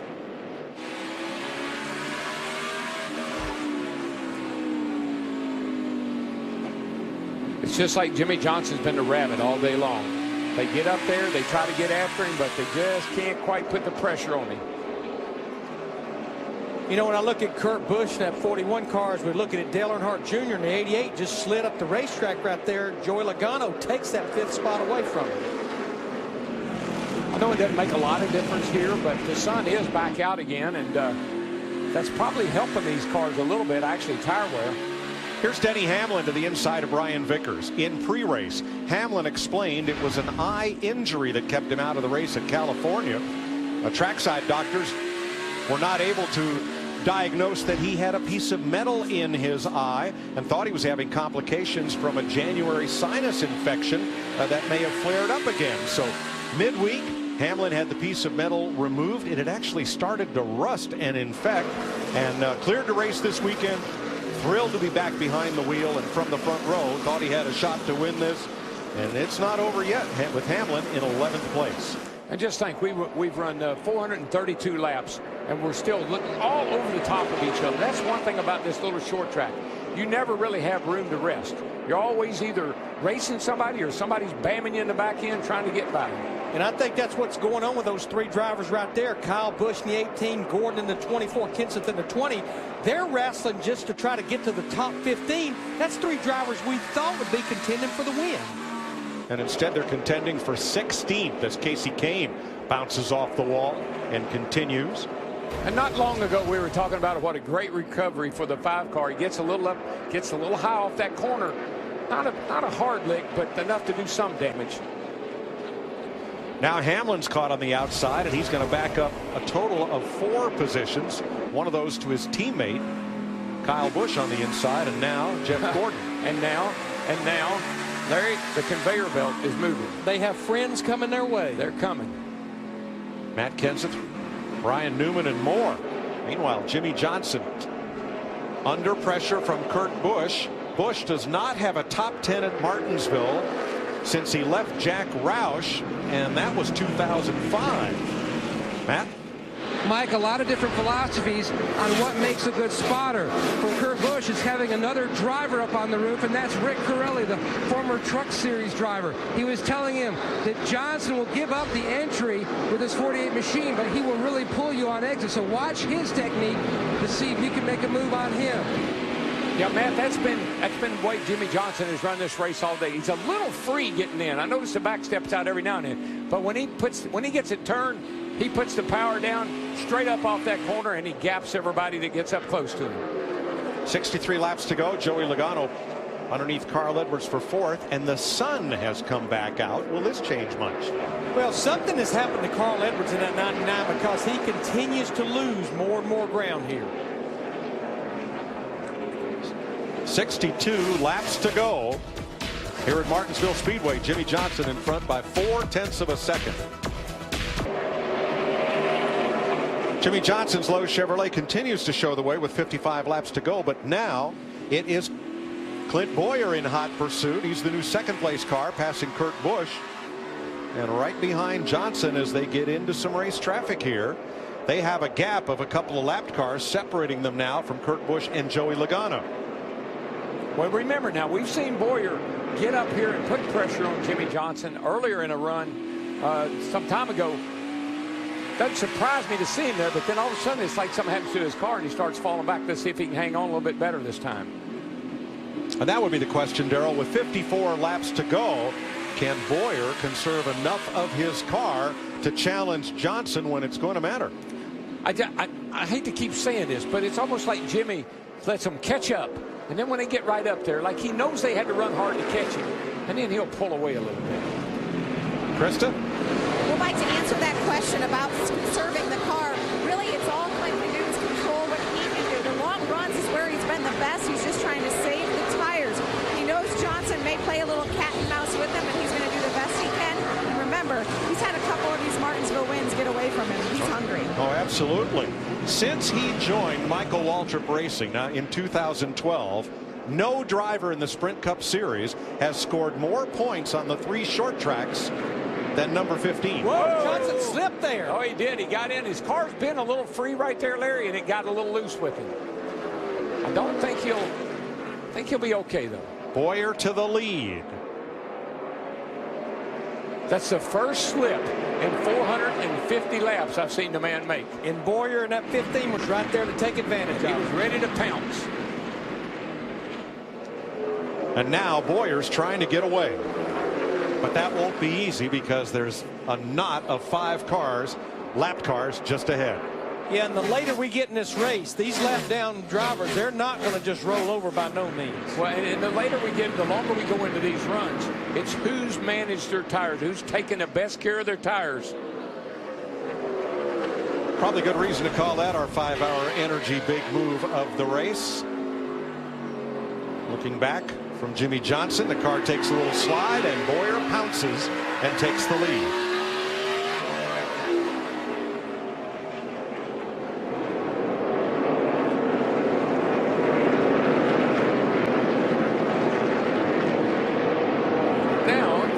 Bowyer say, okay, let's play. You played a game with me. Let me play one with you.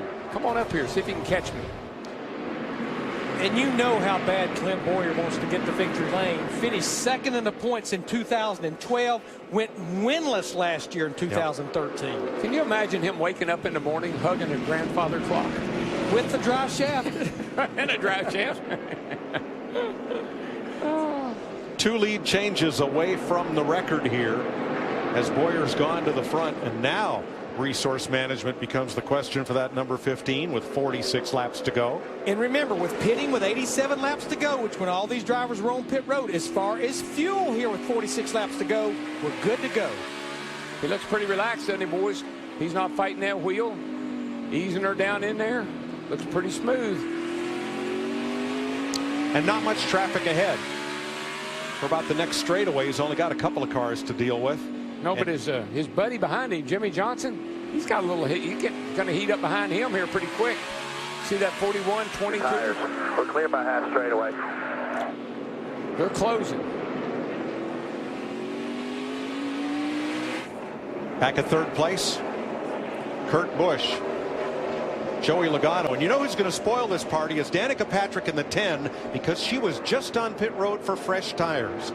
Yeah, right now she's 34th, 6 laps down. She was thinking about it right there, but knew better of it. And she's still got a little faster car than they do with those fresh tires. Kind of a disappointing day for her, I know. Qualified 10th, thought this was one of her best tracks. Had a great run here last year, but just hadn't worked out today. Yeah, that run last year was after starting at the rear with an engine change, spinning out, and at one point being 2 laps down. Oh, Carl goes for a slide in 2. And around he goes. No contact. We do have caution. Here, inside. Yellow is out. Field frozen as of the last scoring loop they crossed. And 5th place, Carl Edwards brings out the 14th caution flag of the day at lap 459. All right, boys, this is going to be who wins the race. Who gets off of pit road first? Restart on the inside. That's going to be the clue to who can win this thing.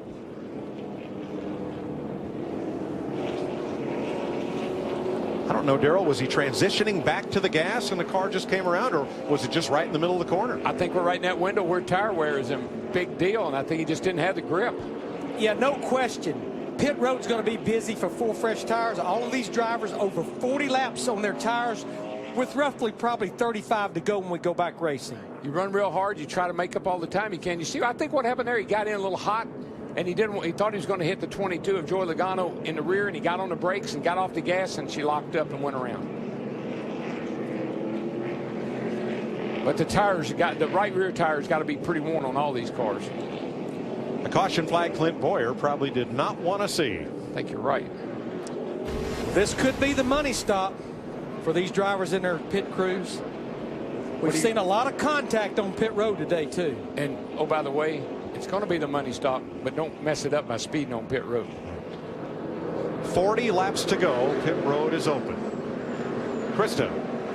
And down here in the pits, you can feel the urgency and the tension here in the 15 stall. Clint Bowyer for the third stop in a row, calling for no changes. Matt? Impressive stops all day by the 48 guys. They're up on the wall waiting for Jimmie Johnson to hit his box. The car was loose on entry and loose on exit the last 20-25 laps of that run. Meanwhile, Kurt Busch in the 41, he said he'd lost his mojo. The car had gone both loose and tight. Adjustments for both the 41 and 48, Steve. Matt, Kevin Harvick and Joey Logano pitting nose to tail. Logano said, I wouldn't change much. Kevin Harvick, meanwhile, said, hey, it wasn't as good as it was on the last run. I want to put it back the way it was. So they'll make an air pressure adjustment for Kevin Harvick. Nose to tail, Logano leads first. And coming off pit road, coming out of his stall, Carl Edwards clipped Dale Earnhardt Jr. But the 15 car, here's the problem. The 15 car, I was watching him, he had a problem on the right rear. They couldn't get the right rear tire off. That really hurt his stop. You'll see how long this takes, and it's back on the right rear. The right rear tire changer either he didn't get all 5 lug nuts off or something happened. Yeah, you see the right front changer. He's already taken the lugs off the left front, and the rear changer just getting to the left rear. One of the worst things, and Ham and I have talked about this for years, when you put the pressure on the crew, sometimes that's when they screw up. When you say, boys, this is it.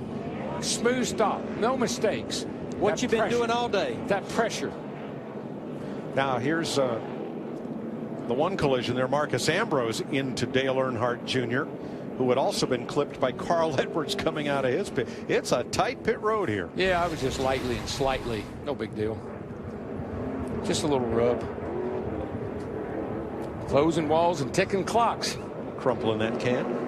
Confusion never David stops. Gilliland will get one of his 2 laps back. He'll be the free pass car. I mean, you see right there, that's the difference between Clint Bowyer's number 15 team and Jimmie Johnson's number 48. And you can see almost a 4 seconds difference on the total right there. Yep. In a sport like ours, some numbers are more important than pit stop times. You can learn more about NASCAR's sustainable initiatives at NASCAR.com/green. There you come in leading the race. You go out running 10. With 35 laps to go. On the outside on the restart, oh, by the way. So starting on the inside will be Jimmie Johnson, Kurt Busch, Dale Earnhardt Jr., Marcus Ambrose, Kevin Harvick, and Matt Kenseth. Starting on the outside will be Joey Logano, Eric Almirola, Brian Vickers, Carl Edwards, Clint Bowyer. Yep. That was the money stop. Yes. And we will restart again with 25 lead lap cars. David Gilliland was 2 laps down and got the free pass, putting him 1 lap back. Eric Almirola got that top 5 finish a couple of weeks ago at Bristol, and here he is sitting in 4th place in this 43 car. I tell you, ever since Trent Owens came over and started working on this car with Almirola, they have had some really great runs. I know we're going to be watching Jimmie Johnson, but keep an eye on Kurt Busch in that 41 car, trying to end an 83 race winless streak. Ready for the restart. It'll come with 35 laps to go. Jimmie Johnson, Joey Logano. 2 Chevys on the inside, 2 Fords on the outside. Logano's going for it. Oh, he packed it in there, locked it up a little bit. He's got a shot. He's trying to hang, but here comes Kurt looking down on the inside on Jimmie Johnson. Even into the corner. And Johnson squirreled it just a bit as Logano sent it in hard. Johnson will exit 4 with the lead. Logano's not done. Yeah. Well, he squirreled it a little bit because the 41 was hammering him going down into the corner. And there's Kurt Busch in that 41. He is not going to let Joey Logano down. Logano will have to fall behind the 41 now. Logano got a good break right there, was able to get in behind Kurt. Almirola behind him, fell in line in fourth, then Earnhardt, then Ambrose, and here's Vickers on the outside for the umpteenth time today in that 55, this time fighting with Carl Edwards for a spot.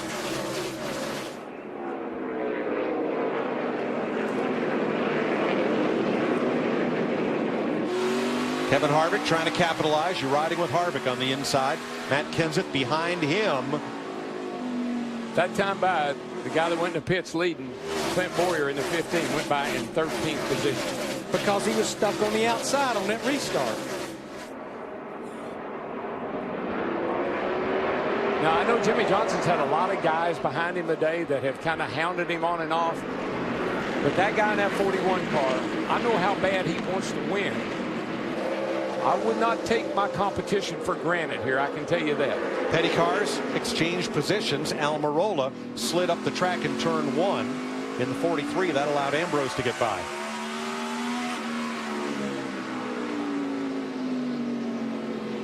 Remember Carl Edwards, who spun from 5th to bring out a caution. Edwards back up to 7th. And from contact on the left rear, a little tire rub for Dale Jr. But that is amazing. Carl Edwards in that 99 car sitting there in the 7th spot, and he's the one that brought that last caution out. Larry, Jimmie Johnson's got his hands full right now. That 41 car, he's as good as Johnson right now.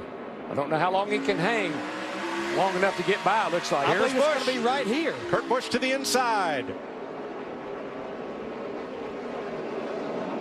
I mean, that's a nice move, nice and clean.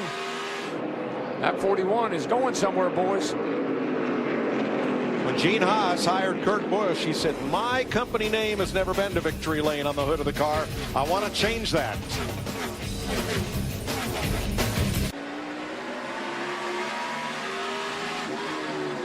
"21 laps to go." They're slipping and sliding all around Martinsville Speedway, and Kurt Busch is your race leader. Jimmie Johnson, you see how close they are from Johnson's onboard camera, keeping close tabs on the leader. And here's our sprint 20 to go. Traffic moves aside. That was Michael McDowell. Kurt Busch got in a skirmish on pit road early and said on the radio, we're done.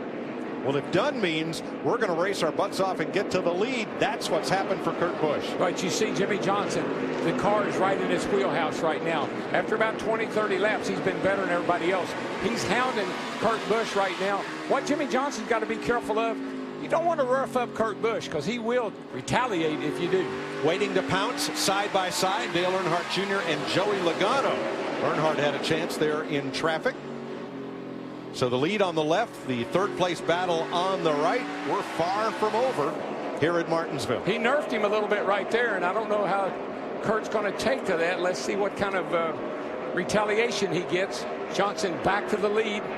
He's been very patient. He let Kurt lead a little bit, uses that 42 car as a pick. Kurt repays the favor with a little bump. And Johnson's back to the lead. Too little, too late. And one thing I do want to add with our sprint 20 to go, if you look at the average lap of the last caution in this race, the last 10 spring races, it comes within 25 to go. And oh, by the way, in the last 4 spring races, we've had 2 green, white checkers. I just think if I'm Jimmie Johnson, I'd like to get a little gap between me and that 41 car, because if you leave the door open, Kurt's going to come pouncing back through. Kurt Busch has said he hates losing to Jimmie Johnson more than anybody else. The last time he won a race was at Dover. Who'd he beat? Jimmie Johnson. That's the 32nd lead change of the day. That is a record. You know, I don't doubt that Kurt said that, but there's about 35 other guys out there that say the same thing every week. Kurt makes a lunge at him every time, right through the middle of the corner. And that's where it kind of worries me, because if Jimmie slips a little bit or doesn't get back in the gas quite quick enough, Kurt's going to ram into him. Looking here, looking here. This is close. Lap car up high, Quapple, single file. Off turn number 4, no change. But all of this monkey motion is allowing the 3rd and 4th place cars to catch the leaders. No kidding. It's going to get tight up here in the front. But I tell you, we've seen Jimmie Johnson hold off his teammates. We've seen Jimmie Johnson hold off everybody to win at this track. Right in front of the leaders. Lap cars go side by side. This will stack everything up. Boy, Kurt Busch got a pretty good run. Boy, he cut him some. That was smart on Kurt's part. He almost had a run right there, but he backed off. I think Kurt's feeling pretty racy and pretty confident right here that he's got a better car. He's in there. Got that fender there. He's there. Johnson has to give way.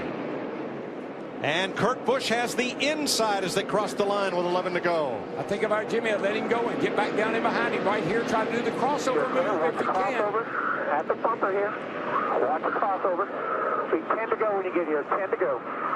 Dale Jr. has cleared Joey Logano and set sight for the leaders. Logano has to deal with Marcus Ambrose. Jr. has got a great race car, too. There you see it. 83 races, October of 2011, since Kurt Busch went to victory lane driving for Roger Penske when he drove the 22 car. And Larry, look, he's able to just put a little room between him and Jimmie Johnson. All he needs is a little breathing room so he can focus on hitting his lines. Hit your marks. What a comeback for Kurt Busch, whether he wins this race or not. Dale Earnhardt Jr. trying to close, but now Joey Logano's against his back bumper. And guess who's against his back bumper? Marcus Ambrose. Marcus. You think about Kurt Busch also in that 41 car. The first 4 races this year, he did not even have a top 20 finish. Got that top 5 last week at Auto Club Speedway. And I asked Rick Hendrick about alliances. I said, do you think that's good for the sport? I said, look what you've done for Tony Stewart. They've won championships. They've won races. You're getting pretty close here to getting outrun by a car that has your engine and all your technology in it. 7 laps to go, and it's 2 car lengths, which here could be 2 miles. I think the thing, if they get in a little traffic up here, it might help Jimmie Johnson. Otherwise, I believe Kurt's got the better of him right now. He's got a little bit better car. And Darrell, I think they will catch some traffic here before this thing ends, coming to 6 to go. Just depends on how it plays out up here. Could work in Jimmy's favor. Well, Kurt got a little loose getting into 1 that time. Overdrove the corner of Scotia. But he still got off the corner pretty good right there. All these cars are free in. A lot of them are free in. Kurt and Jimmy have finished 1, 2, 6 times. 4 wins for Johnson, 2 wins for Busch. You're looking at 2 totally different drivers. Kurt Busch, aggressive. He'll do anything to win. Jimmie Johnson, calculating, sitting here trying to figure out, what have I got to do to get by this cat? Traffic ahead, double wide. Travis Kvapil up high. Reed Sorensen down low. That may resolve itself before the leaders get there, and it does. 4 to go. I'll tell you, this is going to be, well, they get by the 36 now. That's okay. No problem there. That may be just enough. There'll still be slow cars ahead because Stremme is in the top lane. And if Cole Witt and Bowman get to him, that could clog things up. Passing Flag's getting a workout here. And Johnson is trying so hard. Where that car's been solid all day up off the corner, she's doing a little waltz with him now. He's in the gas hard trying to catch him. Yeah, Darrell, the last time off turn 4, he got real loose and gave up a couple of car lengths. Coming to 2 to go. Stremme up high and out of the way. Not a factor, thank goodness. Busch and Johnson now 2.5 car lengths apart, but still not free of race traffic. No, but everybody's doing a great job of getting out of their way. They see Kurt coming. They're giving him the room.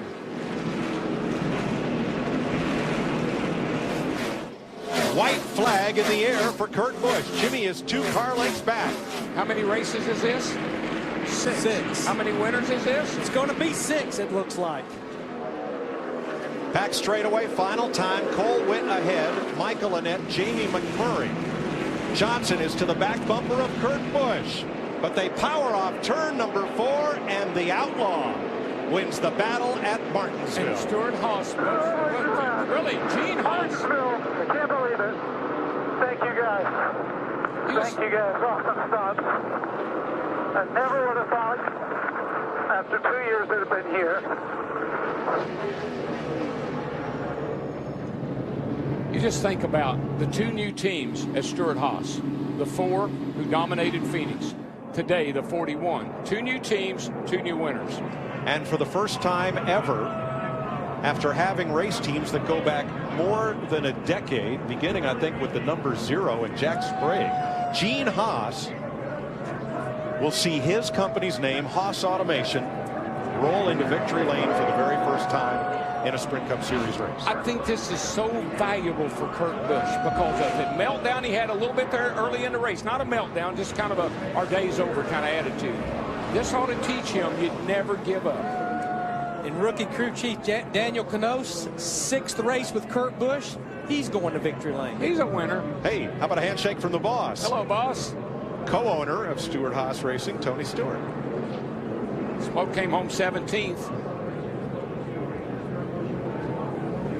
And you know what? When Gene Haas hired Kurt Busch, I'm not sure Tony Stewart was keen on, he wasn't keen on going to a 4th team for 2014. Danica up congratulating Kurt. Boys, that is a huge, huge win for that company.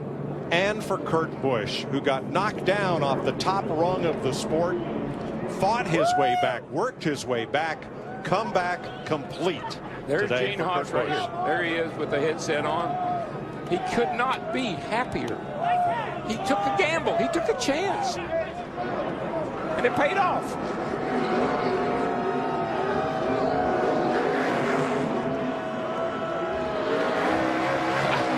I asked Rick, I said, when these guys burn these motors down, blow them up after they've won a race, do you get upset? He said, hey, they won the race. I don't care.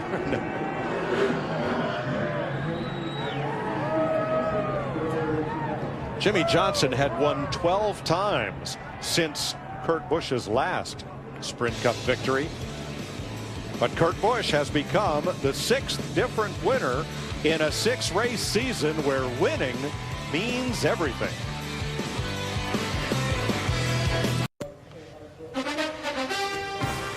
Kurt Busch, the 2004 NASCAR Sprint Cup champion, gets a victory as we welcome you to the Sprint Post-Race Show from Martinsville, Virginia. You talk about your family plan there, a little family Stewart Haas handshake from owner-driver Tony Stewart with Kurt Busch ending the string of 83 races without a win. Remember, it was lap 44 when he had problems in the pits with Keselowski and Kasey Kahne. Thought his day might be done. Fought back and held off Jimmy Johnson, who just doesn't lose when he leads the most laps in a race. But it's Kurt Busch's day here in Virginia. And down there for the celebration is Chris Devoda. The victory pose on top of the car. Now, if that's not an outlaw move, I don't know what is. To say Kurt Busch is excited about his 25th career win would be an understatement. Not just because, as he gets a kiss from his girlfriend, Patricia. To say you would be excited would be an understatement, because not only is this your 25th career win, but the way you won, holding off Jimmy Johnson at Martinsville. I didn't know if we'd be able to do it, you know. The 48 car is king here, him or the 24. And this is that old theory, can't beat him, join him. And I have a Hendrick chassis prepared by Stewart Haas Racing, Hendrick motor, thanks to those guys at Chevrolet. I've been on this journey for a while, and every time you come to Martinsville, you just kind of draw a line through it. Like, there's no way I'll be able to challenge those Hendrick guys or be up in that top 10. This Stewart Haas team gave me a car to do it. Now I know what I need to do on Saturdays. Don't even practice. Just show up and race on Sunday. That way I won't dial out the car. But thanks to Monster Energy, these guys have been wonderful the last 2 years. We had great associates with Mobil 1, Atlas Copco. It's just it's a dream come true to have Gene Haas call you and tell you that he wants you to drive. He wants to go for trophies and wins. And it's just an unbelievable feeling to deliver for Haas Automation. So thanks to all the Haas CNC employees. Kurt, let's go back to the beginning of the race. You had the incident with Brad Keselowski. At that point, you said on the radio, we're done. If this is done, this is pretty good. Did that fuel the fire? We won. We're not worried about any of that nonsense right now. We are a winner. We are not guaranteed in chase, but we got to win, and we're moving forward. So thanks a lot to everybody on this team. I just can't thank them enough, and we'll have State Water Heaters with us on the car later on this year, but it's all about Haas Automation. All right. Thanks, Kurt. Congratulations. Wow, what a win. Matt Yoakum? What a dominating car for Jimmy Johnson and the 48 team. You retook the lead with 28 to go, and then did the car start to fall off when he got you with 17 to go? I'd been loose in the final third of the race and was hanging on there, and And when he got back by me, I was hopeful that he would wear his stuff out and I could get back by him. And then I did, and then I couldn't hold him off. I just started to get looser and looser. So that's all I had, man. I ran the rear tires off the car. I flipped every switch and knob I could in there to get front brake and turn fans off to try to help bring my balance back. But just a little too loose there to get the win. You know, I hate it. We had a very fast race car.